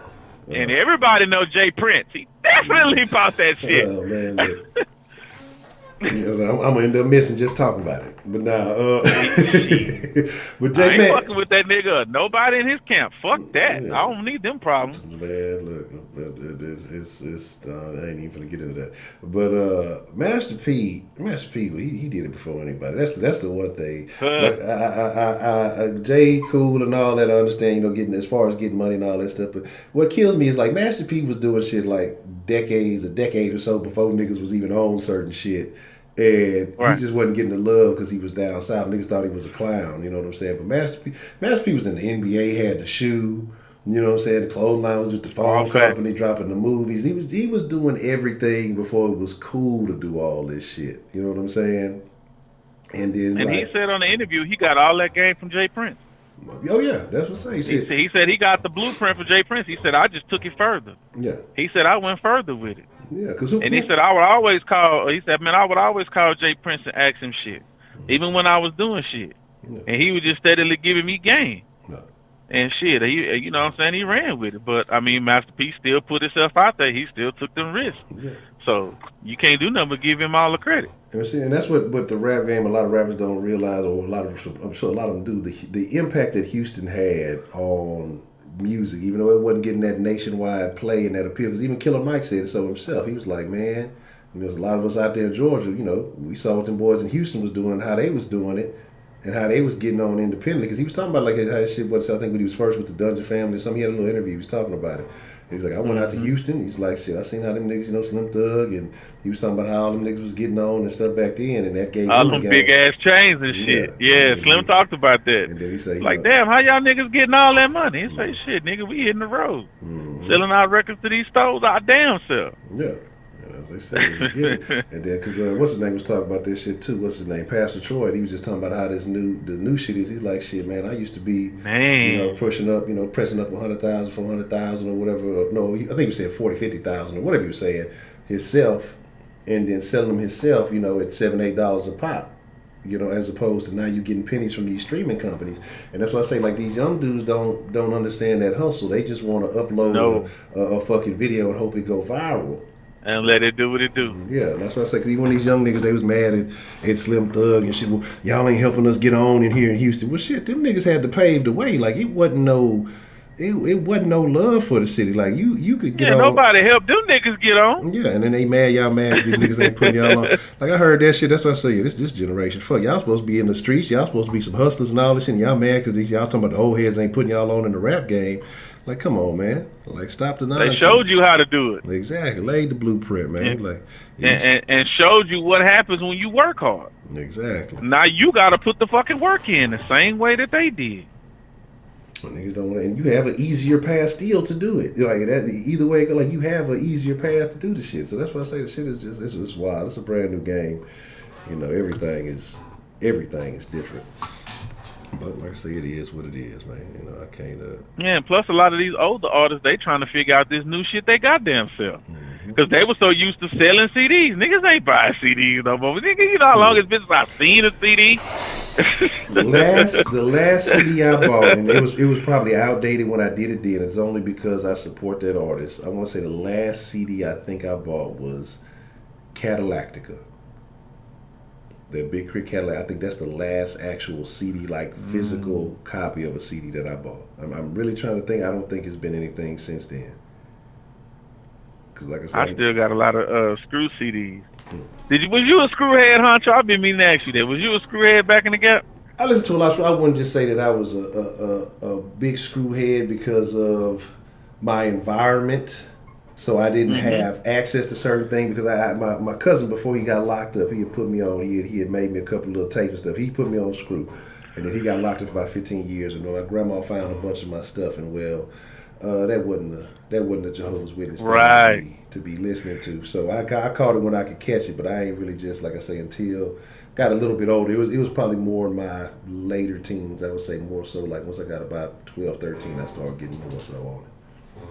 So you were never in possession of a real legit screw tape? Oh no, I had great tape. I had a great tape. I had my homeboy had one. He gave me one because he was when he moved. I had one, and then I got relieved of it. Yeah, that's how it works. We say, look, you can leave. What he say? You can leave some sweet. Man, that shit is facts. Your screw tape. I knew where you was going. That shit is facts, especially back then. Man, what you come back, your screw tape gone like a motherfucker. Keep your eyes on your screw. That's what I'm saying. Actually, you see, some of y'all now y'all talking about y'all don't know what we talking about. We didn't go too far into Houston for y'all. Y'all don't know what's going on. Yeah, buddy. Yeah, that shit back then, man. That was what it was. See, now I got some cousins though. See, these niggas though. I told y'all about Whoop and the nigga that looked like old buddy from Get Out. See, these niggas though, they got stuck. They a little bit younger than me, but somehow they got stuck in about the year '97, and they're still there to this day. To this day, they stuck in 1997. Like, I'm a person that I don't like a lot of change. I don't really just be switching it up and be up on a bunch of new shit. You know what I'm saying? I'm a kind of keep it on. Like, if it's something, it's got to be like real different. I'm like, okay, I can kind of fuck with that. I see what these do. Right. Then I'm like, all right, I rock with that. But as far as just jumping on a new trend, I'm not. But these niggas, when I say cemented in 1997, like this nigga wouldn't. I'm talking about this. You look. Nothing else but screw get playing that ride. Like these niggas will not listen to nothing. I was actually surprised. I'm not gonna lie. I was actually surprised when these niggas was listening to Crit, but that was about it. Outside of that, if it ain't SUC, man, them niggas is not listening to that shit. I'm like, my nigga, I fuck with y'all. I fuck with screw. I gotta be in the mood for it now. But yeah, that's what I'm saying. It's like it's gotta be a point. I gotta be in the mood for it. If you listening to this shit, you've been listening to this shit since your teens, and you late 20s, early 30s now, you don't get tired, you don't want something new in your life. It ain't no new screw, man. Yeah, and so niggas ain't no new screw. Niggas ain't trying to hear that shit, baby. Them niggas was not trying to hear that shit. So I mean, it's just like I feel you. It ain't look. It ain't no Swisher House. Ain't no none of that. They ain't hearing y'all know that shit. Like, so it's got to be some screw authentic shit. So it's just like, okay, I ain't mad if that's what you do, my nigga. But look, I can't fuck with you too long. We can kick it for a little bit, but like I said, sometimes the vibe, I just need a different vibe. You know what I'm saying? Sometimes I need a little something different, and just I ain't hating on you, but look, I'm on some different shit these days, but it is what it is. You know what I'm saying? It's just, niggas, they lost, and it's like they can't fathom why you would say these things. So I say y'all niggas just a different breed. I don't know. I mean, I feel them, but I done kind of grown up a little bit. You know what I'm saying? They got a few decades on them now. You know what I'm talking about? I can't be doing what I was doing, but You know, I see. I guess when you see me, I stay dressed like I'm from the 2000s. So, you know what I'm saying? That 2000, what I say 8, 9. That's shit. All that since then, I don't know how to find pick and choose. I like this little shit. But other than that, no. What y'all New Yorkers in here talking? Ain't nobody talking about no New York music out there. Ain't nobody talking about that shit. That emotional. I don't know, man. Here's my thing about New York music. Is I get it. The lyrical content, A1. I get it. But to me, True.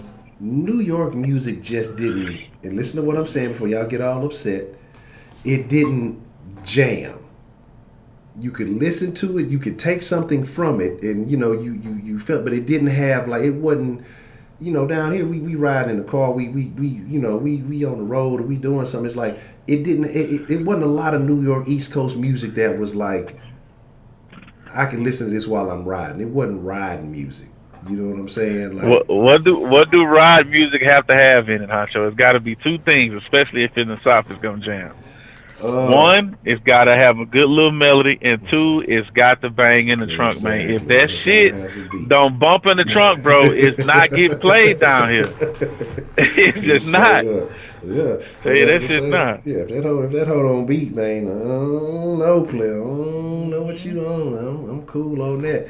But yeah, that's what I'm saying. So look, y'all, we're thieves. What are you talking about? Look, if you gonna say H-Town emulated any sound, it's not the East Coast. It's the West Coast. Absolutely not. It's the West Coast. So as far as we thieves, I don't know, man. No, look. It's like this. It's like this. And I'm gonna just keep it a buck here. The East Coast, you earned your spot off of lyricism. Down south, your shit had to jam. Now the West Coast was kind of stuck somewhere in the middle. They had pretty much the gangster shit. But the East Coast was holding it down so long, then they would talk shit about the people from the South especially, and talk shit about the people from the West Coast. So what happened was, the niggas from the South and the West Coast got along, and always got along. They always been cool, so it was always us versus them in the East Coast. Well, eventually, a lot of East Coast niggas, the sound went from the East Coast to the West Coast. Then the West Coast was like, hey, we doing our shit, but check these boys out, the niggas we fuck with. Then it went down south, and that's just all it is. It's just different. Nobody from the South sound like nobody from the East Coast. It just don't work that way. And nobody from the South sound like nobody from the West Coast. We don't even talk the same. Y'all got y'all whole lingo. Yeah, y'all got y'all own lingo. The West Coast got their own lingo, and we got our own shit. You know what I'm saying? How do you think Nelly and fucking Chingy got so popular? Because they talk different. They sound country, but they didn't sound like they was from Texas. They from the Midwest. That's a different type of talk. Ain't nobody down here talk like right there and all. We don't say that shit. That's that Dallas shit. We say over there. Dallas niggas all around, all up in there. Them Dallas niggas got that Dallas got that sound. That's why I say that shit. Dallas is not Texas, man. Dallas is northeast part of a state. They more like southeast Oklahoma. Goddamn, fuck that. We just give them niggas away. Dallas and Houston is two completely different breed of niggas. Exactly. Don't even dress the same, don't ride the same, don't talk the same, and don't walk the same. It's like them niggas don't even know each other. Exactly. It's really weird. But Texas is that big that we could do that. Completely different cultures, man. Like I said, because I remember shit back when I went to school, and there was a lot of Dallas niggas down there at U of H. They was like, they had no idea what screw was. You know, they had it was like it was a brand new culture. Now, some of them niggas embraced that shit. Some of them niggas came down there and loved that shit. And that's right when them, because some of them niggas from Dallas was trying to do that shit with that DSR. Dirty South Riders. And them niggas had some shit with them. Yeah, they had a couple of songs. I fucked with them. That What's on My Screens and that little Jersey song they had. I like that Tum Tum. Which one? Oh, you talking about the Caprice Music? Caprice Music, that whole jam. That whole jam. Caprice Music. I ain't gonna lie, that whole jam hard. I ain't never drove or rode in Caprice a day in my fucking life, but I jammed the shit out of that song. Yeah. I did. That was my shit. How'd you stop hating? France and Russia, same thing. God damn it. Yeah. Look, we ain't talking about no international shit. We talking about localities over here, player. But yeah, man, like I say, it's really strange though. Them niggas from Dallas, like niggas had the South Side fade. The Dallas niggas had the fatbacks. Them niggas was just on some other. Yeah, just opposite. And it wasn't no hate. It was just like, okay, we rock different. Mm-hmm. You know what I'm saying? Like the niggas just rock completely fucking different. No, I ain't gonna lie. That's one thing I couldn't stand for them Dallas niggas. I had one partner real cool from Dallas. Them niggas used to wear leather shorts. And I heard about that. I could not get with that shit. Leather shorts.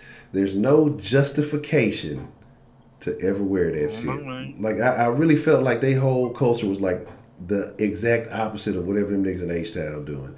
Because, we would starchy archy on everything down here. You ain't starching no leather, man. So it's like these niggas just, it was just Southside fate where we gonna rock fatbacks. We ain't gonna have a Where the fuck would you even find some leather shops? Man, where does one go to shop for leather apparel? That's the first question I asked my partner. Like, no bullshit. Like, where the fuck do you get like? I've never seen it in Houston, but them niggas, it was a thing up there. You know what I'm saying? Niggas had multicultural, multicolored leathers. Like, where? I've never even would imagine that this was a thing. But for some reason, niggas, it was a thing up there, man. Look, some cows getting wasted for nothing for these motherfucking leather shorts. It's terrible. And Beyonce is not a true representation of H-Town. She's from Houston, but yeah, look, Beehive, come try to sting a nigga if you want to. She started out that way, and then she deviated. Mm-hmm. I say she sealed the deal for me whenever she was rocking that Derrick Rose jersey and that little whatever little photo shoot thing she did. You know what I'm saying? Like, really? In Chicago, Derrick Rose jersey? Yeah, okay. Well, and then like I say, she only pulled up to the games. Like motherfuckers was acting like they was all excited when she came to the Rockets game last year. She ain't come for the Rockets. She came for the goddamn Warriors. You know what I'm saying? Because at the next series that the Warriors was playing, where was she at? She was there. She ain't never come to no regular Rockets game. Motherfuckers talking about Beyonce go by the Rockets. No, the fuck she not. Y'all better stop with the nonsense, man. Y'all better stop with the Willie. Yeah, that's nonsense. You know what I'm saying? Just craziness, but it is. I don't know what happens to him. I really don't. She got on that New York shit that only one lie trying to put people on. NY did not make me stop. See, look, you trying to give NY credit for nothing. Y'all ain't. Wow. What is it? I saw they were trying to make Brooklyn barbecue. Brooklyn ain't got no damn barbecue. Y'all just trying to take everything. And don't want to get credit for nothing. Y'all New York ain't on the map for no barbecue. Look, as much as I talk shit about Kansas City, Missouri, I talk shit about them. They got their own little style. Memphis got their own little style. I want to say it's Carolina. They got their own little style, but ain't nothing like Texas. It ain't really styles. It's just the sauces is different. That's the only difference. They because look, certain people, certain folks, when they barbecue, they got to put barbecue sauce on the shit. Mm-hmm. My family, we don't put no sauce on a bitch-ass thing. Sauce is on the side. Yeah. Because if you don't season the shit right, you don't need the sauce to flavor the fucking meat. You put seasoning on that shit for that. That's just how we do. Now, I some ribs taste fine, you know what I'm saying, when you glaze them and shit. But around my parts, everything straight dry rub, player. We don't put no sauce on a bitch-ass thing. Sauce on the side like a motherfucker. That's it. I agree. So, you got these motherfuckers where everything be drenched in sauce, but ain't got no seasoning on the meat. What the fuck is the point? Yeah, you might really say, you can put sauce on anything. Sauce though. And here's the funny thing, because a nigga got a channel named Sauce Sports, but I don't put sauce on pretty much anything. I was thinking about that the other day. I don't put sauce on like anything, on burgers, on fucking meat, on nothing. I was just like, damn, what this shit don't make no damn sense. I don't put sauce on really shit. I don't even put, like I said, I don't put dressing on my salad. Like I'm just all the way out of there. Whoa! Say what? I do not put dressing on my salad.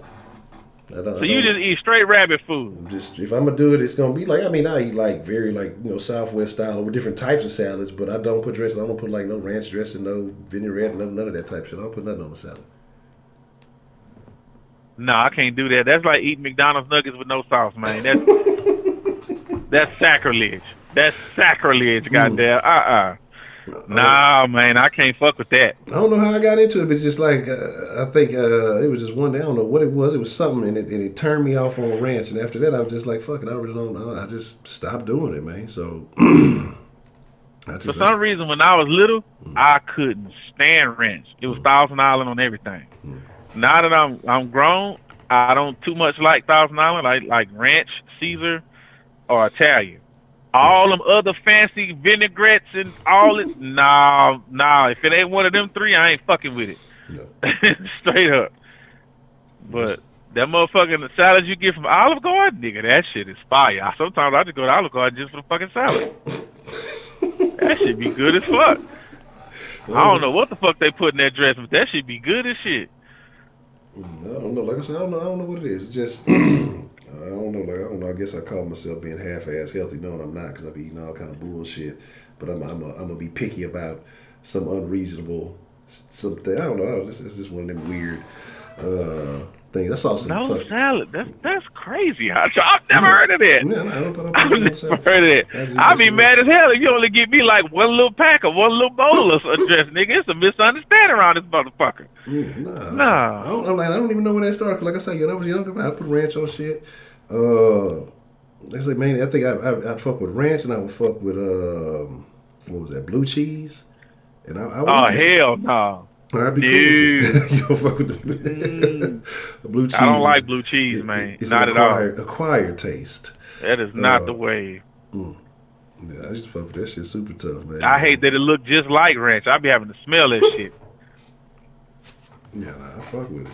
But like I said, I don't know. I just one day, I'm pretty sure somewhere in my teens, and I just said, you know what, I'm cool on this. You know what I'm saying? Because my old lady, like, she'll make a salad. She wants, I don't want no dressing on that. Don't put no dressing on my salad. Like, you know, just like I'm cool on that. I don't know what. Okay, so you out here eating dry ass nuggets too?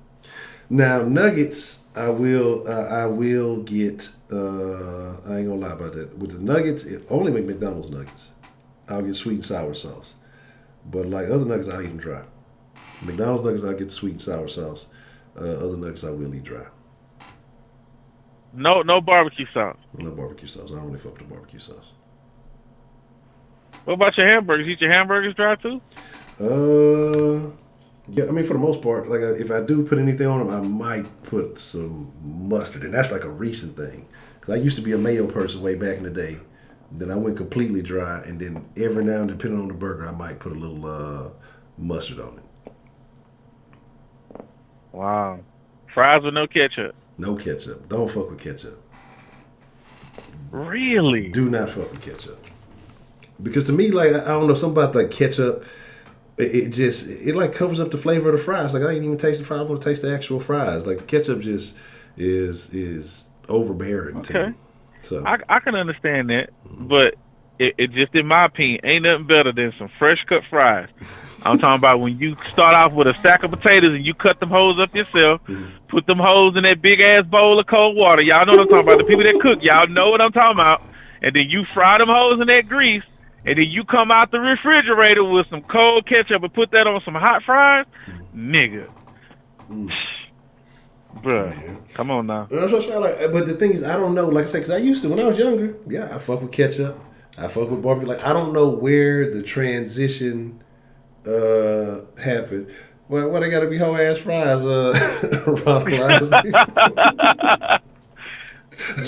I call them fresh cut fries myself. The ones that you cut your damn. That's right. Look, ain't nothing like homemade, man. So, nothing like it. Like I say, trust me. Like I say, shit like that give me memories of being at my grandma's house in Beaumont, because that's how everything was done.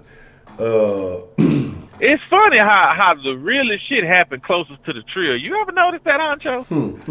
Interesting. I don't know, man, because it was my dad out there in Port Arthur. That nigga did some hoe ass shit, so I don't know. There's some hoe ass niggas out there too. Now don't get it twisted. It ain't just trio niggas out here. There's some hoe ass niggas out there.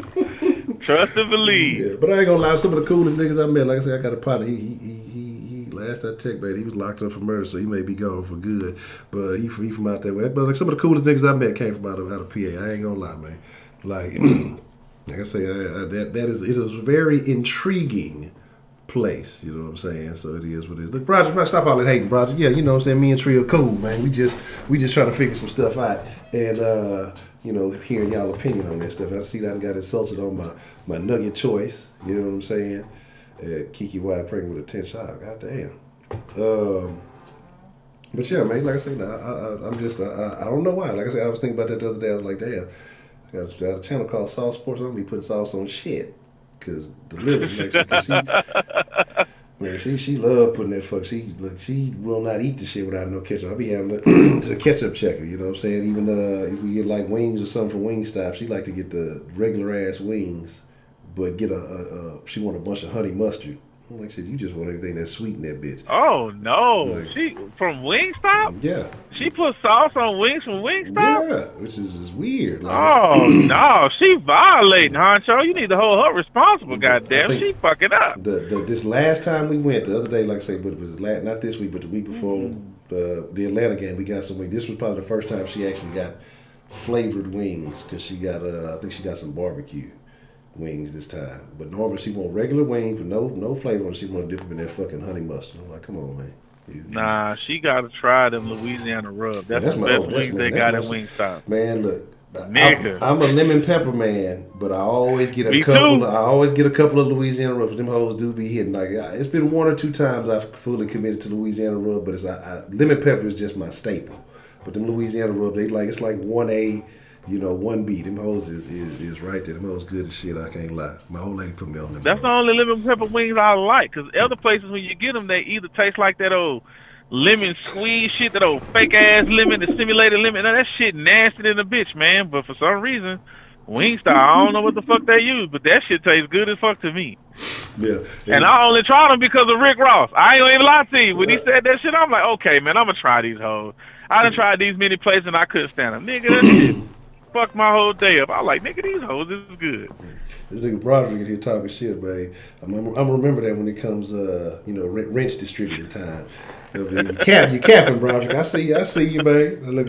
But I'll give it to you. I can't knock a good joke when it's funny. That's that shit they eat over there in Lamarck, man. You gotta watch them niggas.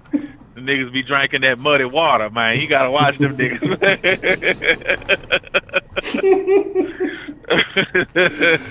Oh, and to piggyback off of what was that Prepay talking about? That dude on that water. A lot of people call it dip.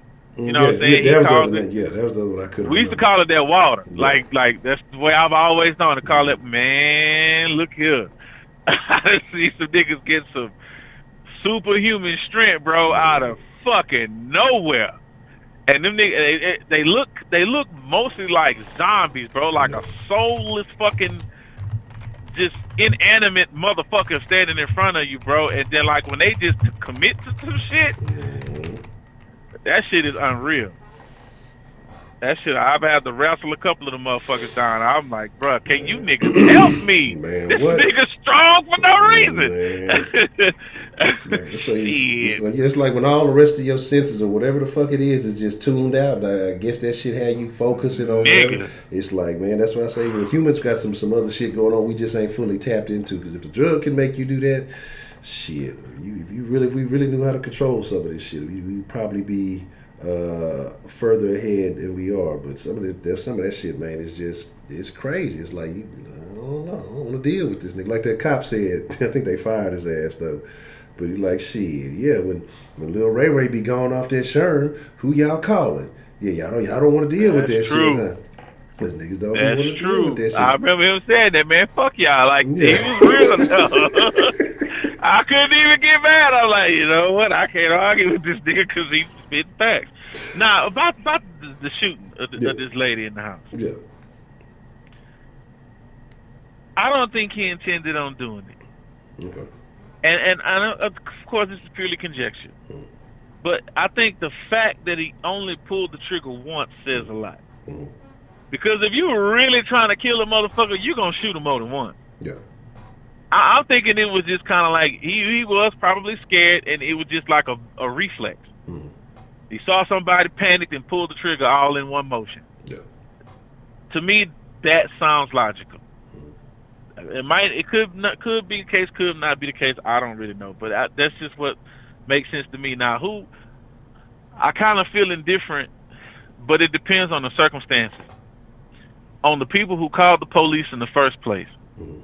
If it's like an elderly couple or something like that, or some young kids who called the police, I get it. But if you're a grown fucking man or a grown fucking woman, or if you're a woman with a man at home or something like that, why in the fuck can you go your ass across the street and check on it yourself? Yeah, that's the question, because he seemed like he could have been in about late 40s, early 50s. He's in that range somewhere. That's what he looked like. Okay, well, if you're an older man, I get it. You know what I'm saying? Yeah, you don't want to, just in case some shit was going on, you don't want to subject yourself to that. But, I could see some people point, like, calling the police, what that brings, especially if you've been around long enough to live in that neighborhood, to know kind of how the police are around people in that neighborhood. You got to kind of put that together. Now, that's not to say that they knew that the motherfucker was going to come in and kill up some folk. Of course not. So I can kind of see that argument, but I'm kind of leaning more toward, like, damn, how fucked up must that man feel now that he know what happened as a result of what he did? He had all the best intentions of the world, was just, making sure people was okay, and then that shit happened. You know what I'm saying? So he gonna feel some kind of guilt.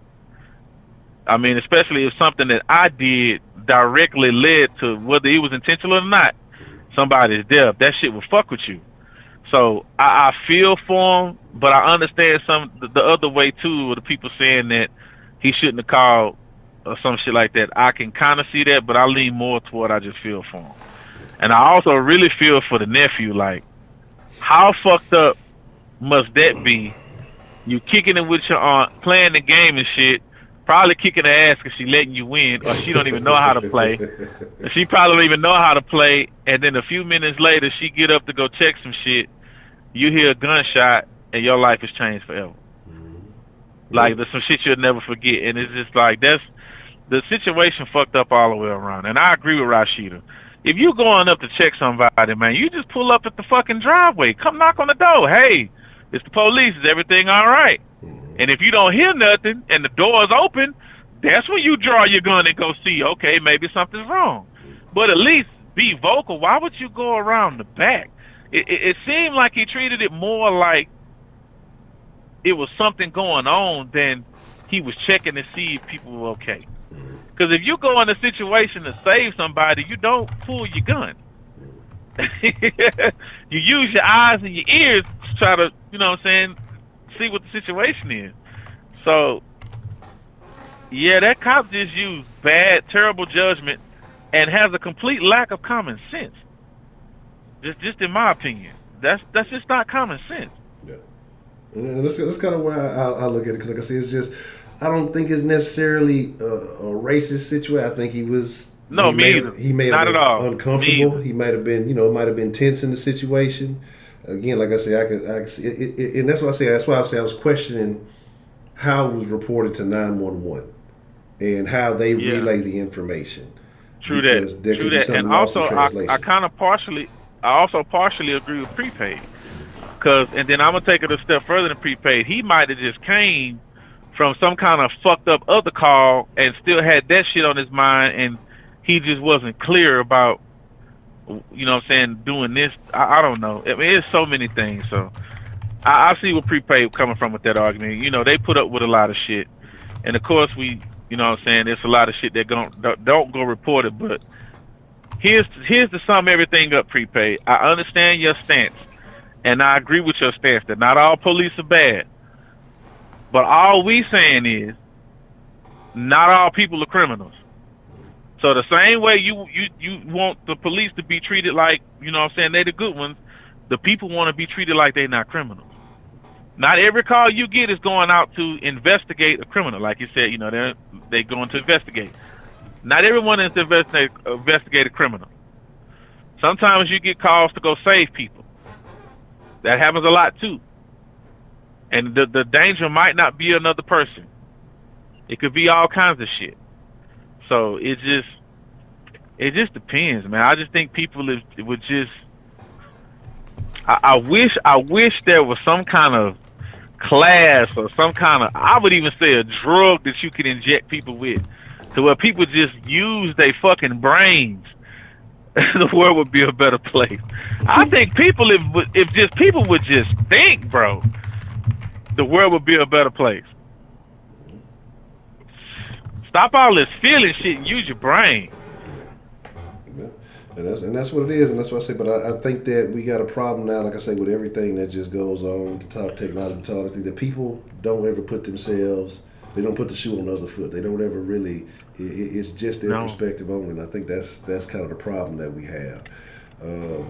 But you know, it is what it is. Yeah, that shit was wild. I don't know if you saw the video that Broderick mentioned earlier about the chicks who was fighting at that gas station in North Carolina, and then that chick ran them over.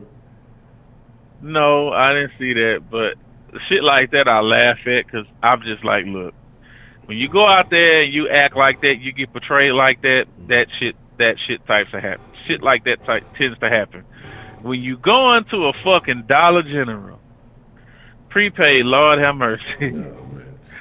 Our people sometimes, you can't get on TV and get mad at the people for defending themselves. Like, come on, man, the nigga had a gun. What the fuck they supposed to do? I'd rather cap that nigga before he cap me. Exactly. Fuck you and your brother, bitch. That's just how I feel about it. The way she was just, and then he was dumb enough. He done already seen what happened to his other brother, and then you go out and do the same shit. Come on, man. Get the fuck out my face with that shit. But that tell me a lot about that whole upbringing, that whole family culture and everything. Absolutely. And it's 10 of y'all. Ain't none of y'all got no goddamn sense? Mm-hmm. Come on, man. Fuck out my face. Yeah. Where your fucking mama at? Where y'all daddy at? Where that nigga at? Well, shit, probably locked up. Cause shit, I mean, if they teaching y'all that type of shit, like, so what that he had, so what that he was robbing, like, that's the whole problem. What the fuck you mean? That's the whole, exactly. That's why he got capped. How you just gonna alleviate from the whole reason he got fucked up? Yeah. That's stupid. That is so fucking stupid. I hate when our people get out there and then exemplify shit like that. I hate that shit. I really fucking hate it. I care less that nigga died. Fuck that nigga as far as I'm concerned. I ain't got no condolences for that nigga at all. Fuck him, fuck him, fuck him. He Lamar Miller to me. Fuck him. But Lamar Miller at his house chilling, ain't bothering nobody. Probably sleep, mind his own. Gotta get up and go to rehab tomorrow. Gotta go to rehab tomorrow. And this nigga, he just wake up. What? Just out of nowhere, I just had a bad feeling. Like, you know, when somebody speaking, his ears burning and shit. When somebody talk about you, that nigga Lamar woke up, ears burning, trying to figure out what the fuck going on.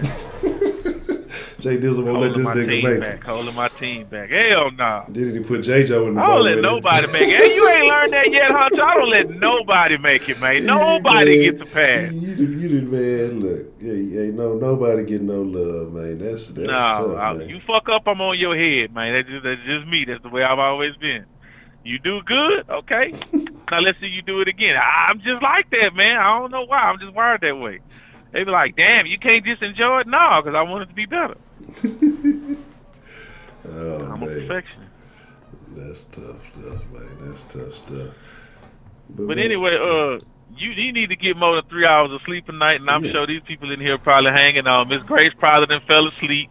About to wake up any minute and still hear me talking, goddamn. So let's go on in this shit here. Miss Grace never going live, man. Yeah, she trying to pull my whole car. You lied on me. No, the hell I didn't. I know what I said, or at least what I intended to say. So it is what it is. I still fuck with y'all. Already. But yes, sir. Yeah, I'm gonna wind it down. Give me some rest. Yeah, they gonna accuse you of 2 hours again. You look around the lines, they're already accusing. So. Yeah, you probably fucking over post Scotty. Scotty been holding his piss so long. Oh, look, that nigga Scotty get 2 times a day. He get one in the morning and one in the evening. He got to figure out the rest after that. Oh man, that boy gonna die from a bowel disease or so shit. He fucking over my nigga Scotty. Nah, but that nigga Scotty be out there bullshit. That nigga Scotty be out there fake pissing just to be outside on some bullshit. Don't you hate that shit? Man, that nigga just act like he really gotta go. But I get the little green bag because I make sure to pick his shit up and everything. Cause I hate, when motherfuckers just leave their dog shit on the ground. That shit is annoying as fuck to me. And so, I'm going out to this nigga Scotty fake piss. He hiking his leg up, ain't nothing coming. I'm like, come on, nigga, we going back. I let him sniff around and investigate. I know that's how they relay their doggy piss messages and shit. But this nigga, he'll just be doing something like, my nigga, you realize ain't nothing coming. You holding your leg up here for a good 10, 15 seconds. Like, you over here leaving dry messages. What is this? Is like some erasable messages. Yeah, just faking the fuck. Oh, but let me tell you, man, this nigga Scotty's so scary. And this nigga Scotty's so scary. Though. Like, some people around the way it is like the sidewalk curve. So I walk around the curve and then it kind of make like a M shape. And so this nigga Scotty is scared of everything. They got like they decorated like between two sets of apartments. They decorated, put some lights on the trees, got some little disco shit going on. And they got some little fake dogs out there, like some like dog skeletons. This nigga Scotty, we been in that corner. He see them hoes, this nigga freeze up. Like, he looking up like, Scott, if you don't bring your bitch, this nigga would not walk. Like, I'm just like, come on, if you don't bring your bitch ass on, Scott, I had to bust a you in because he was just acting like he was really out there tripping. I'm like, come on, Scotty. Like, I know I ain't get you to be an attack dog or anything like that. I understand what your limitations are. But sometimes you really take it over the top. Or he'll do some shit where he'll be real nosy. Like, he'll see other dogs getting walked. He'll be nosy. He looks at shit like an old woman on a porch. Just nosy, moving his head, trying to make sure you get the adjustment. He'll stand still doing it. But then when the dogs come close to him, he acts like he don't want to fuck with them. You know what I'm saying? He'll be nosy as shit when you at a distance. But as soon as they get close, he start getting all standoffish and pulling back and shit. I'm like, nigga, you a real hoe ass nigga. You know that? I don't even know if you was like a real person, Scotty. I wouldn't fuck with Scotty. Like, I wouldn't fuck with him. If he was a real nigga, I'd have been cut that nigga off so long ago, man. You couldn't trust that dude. Tell you like they told me, Honcho, attitude reflect leadership, goddamn. Man, look, how you think you was whole ass Honcho, man, nigga? That's how you heard that shit too. Man, look, I got that nigga used. That Scotty was a used dog, so he had them problems before I ever met that nigga. It was ingrained in it. Man. Well, all right, Honcho, I'm about to go in this good old truck stop. So I'm going to holler at you later on. Already, Professor Trill, man. Appreciate the conversation, man. All right, man. Already. I see my dude Man Up here just shot me something. You still in here, Man Up? Let me know if you in here. We can get a little quick conversation. I ain't gonna do my dude Man Up like that. I just seen the message. So if you still in here, I'll give you a call real quick.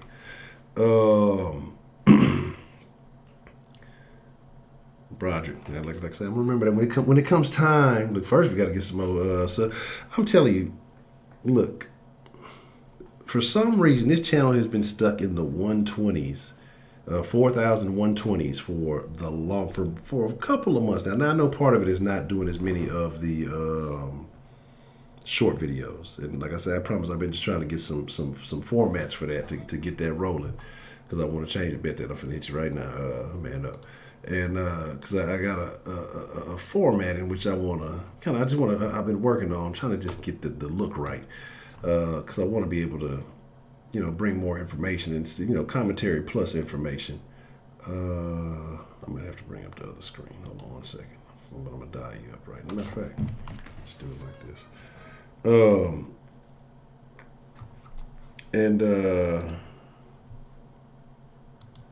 So it's been stuck, but it's like the funny thing about it is like it doesn't, and it was going up. I think it got up a little bit, and it like. After that,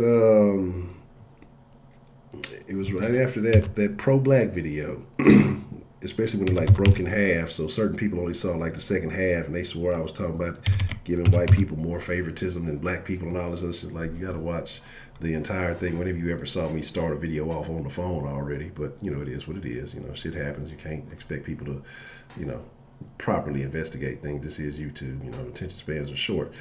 But lost a bunch of subs after that, but it just has not surpassed that part. You know what I'm saying?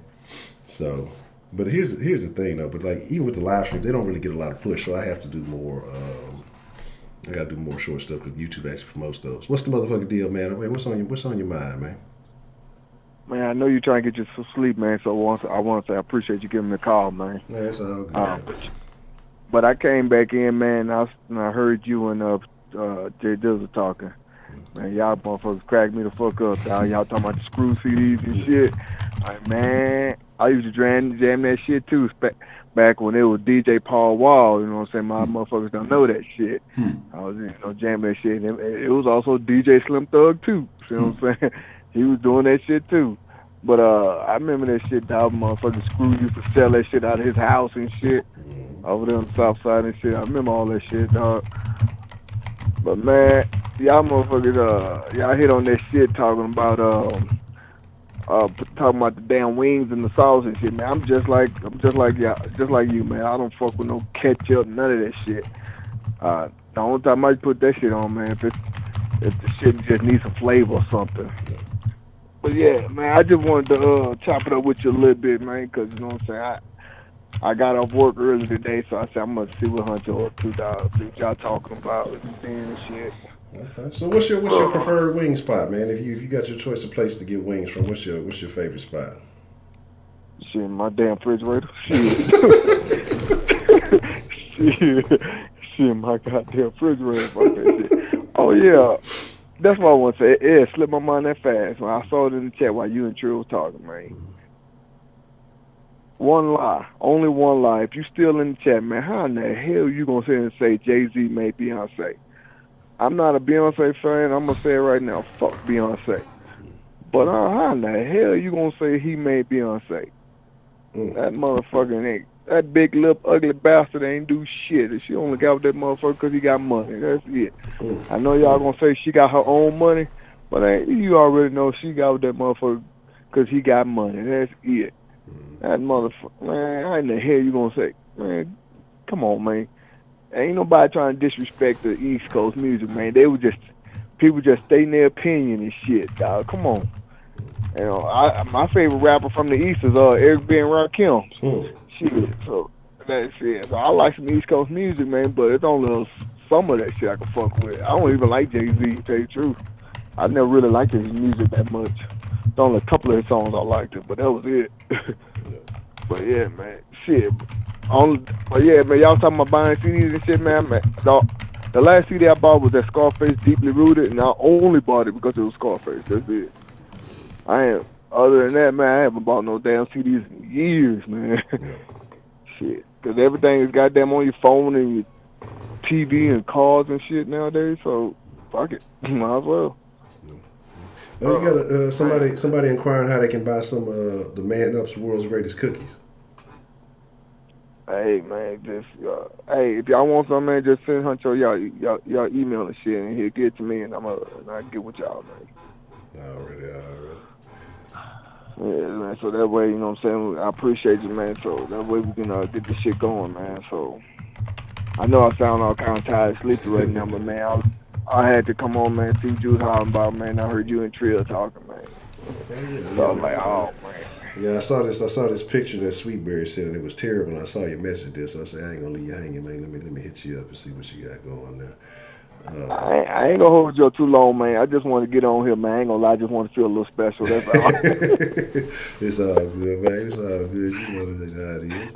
Yeah, I ain't gonna hold you up too long, man. I know you gotta get you some sleep, man. Do your thing in the morning, man. Do your thing tomorrow, man. So you know, they gotta do your thing. But I just wanted to holler up with you, chop it up for a little bit. I ain't want shit. That's all good. That's a good, as always, man. It's good to hear from you, man. Up, man. Well, I appreciate you, man. Y'all, everybody in there, man. Y'all hold it down, man. And only one line, man. Don't quit talking from your feelings, man. You know, goddamn Jay-Z to put no Beyonce on. Come on, man. She did that her damn self with Destiny Child and shit way before Jay-Z. Come on, man. And I don't even like Beyonce. And oh yeah, that's what you said. Yeah, that's another thing. I'm sorry, man. I want to say this, and I'm gonna let you go. I agree with you right there when you said, man, she don't even represent Houston. She only came to Houston one time, watched the Rockets game, man. Every time you see her at a basketball game, she either repping LeBron James, Dwayne Wade, or the Warriors and something like, God damn, Houston got a basketball team. What the fuck, dude? You can't wear no Elijah Warren jersey or Tracy McGrady or something. Like, come on, man. It's like, come on with that bullshit. Yeah, man, that's some whole ass shit. And another thing, man, I forgot the name of that song, but it's a song that she did with all the rappers from Houston. Like she did one with Paul Wall, Slim Thug, Scarface, and all them. Yeah. And they made a video. Even Slim Thug said, "Man, shit, she wasn't even in Houston, and everybody else was in Houston doing the video." And Slim Thug said, "Man, she wasn't even here." Wow. Like, damn, dude, she don't even represent her own damn town, man. Fuck that, bro, man. Go on with that bullshit. Yeah, that's what I'm saying. She don't be out there like that. But I don't know if y'all seen the picture. It was a picture. I think Professor Trio sent it to me. Man, she took a photo with her 2 cousins. Man, look, she ain't even the baddest in her own family. I'm gonna leave it at that. She may be the most famous. That's why I say a lot of people be all hype. Beyonce this, Beyonce that. Beyonce's all right. There's a lot of Beyoncés in the Houston area. You know what I'm saying? She's an attractive woman. Don't get it twisted. But she's not even the baddest in her own family. And I'm gonna leave it at that. So. Oh, no, I ain't see no picture like that, but yeah, man. Yeah, and I sent you that picture, man, because I thought that shit was nasty. Then I thought it was funny at the same damn time, and I saw that shit too.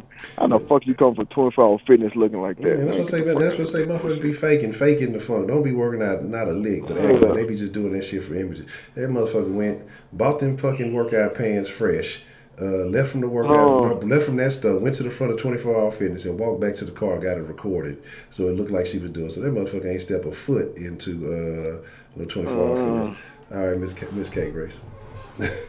All right, man. I ain't gonna hold you up too much longer, man. I just want to chop it up with you for a sec, man. I'll get you some rest, man. I'll holler at you. All right, man. I appreciate it. All right, have a good one, there, man. All right.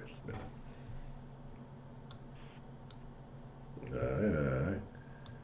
Says she got a cousin from the Marvel. Well, I think it was 2 cousins in that picture. If it was one of them, hey, congratulations to him. This is the stenographer's wife. Shout out to the stenographer's wife. So glad that they're doing broadcast again. Give me a few hours without having to fight about whether the NFL channel is going to be on the TV during prime time.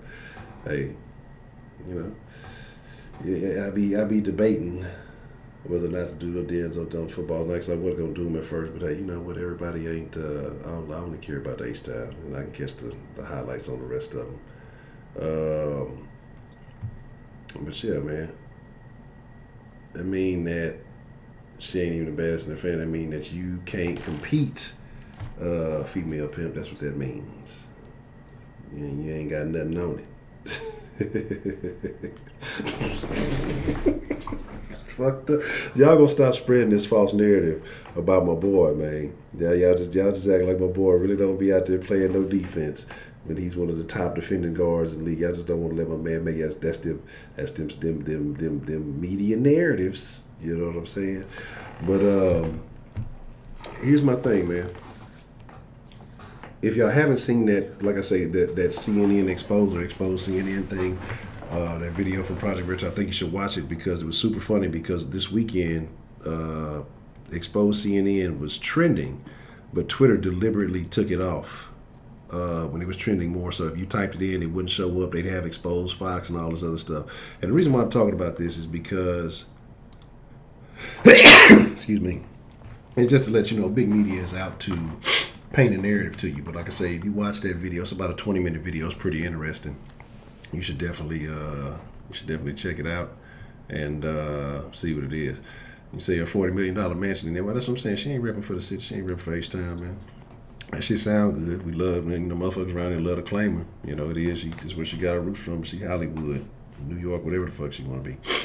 And that's fine. I mean, you got choices. You ain't got to stay stuck in the same city forever. You're international. You can do what you want to do.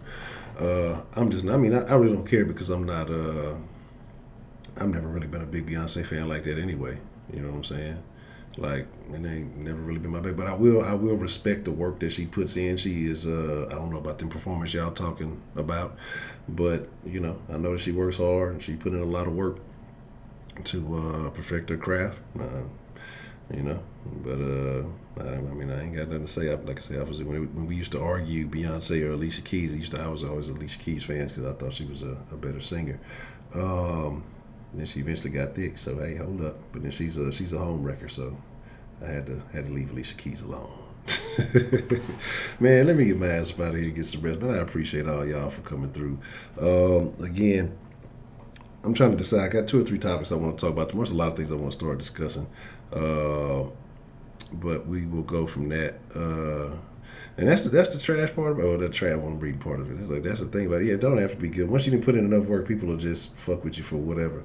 But like I say, you know, she had all the motherfuckers on the ring on it. She had the ring. It is what it is. I'm a hater. Who's a hater? I'm a hater. What? I don't know who arguing in here.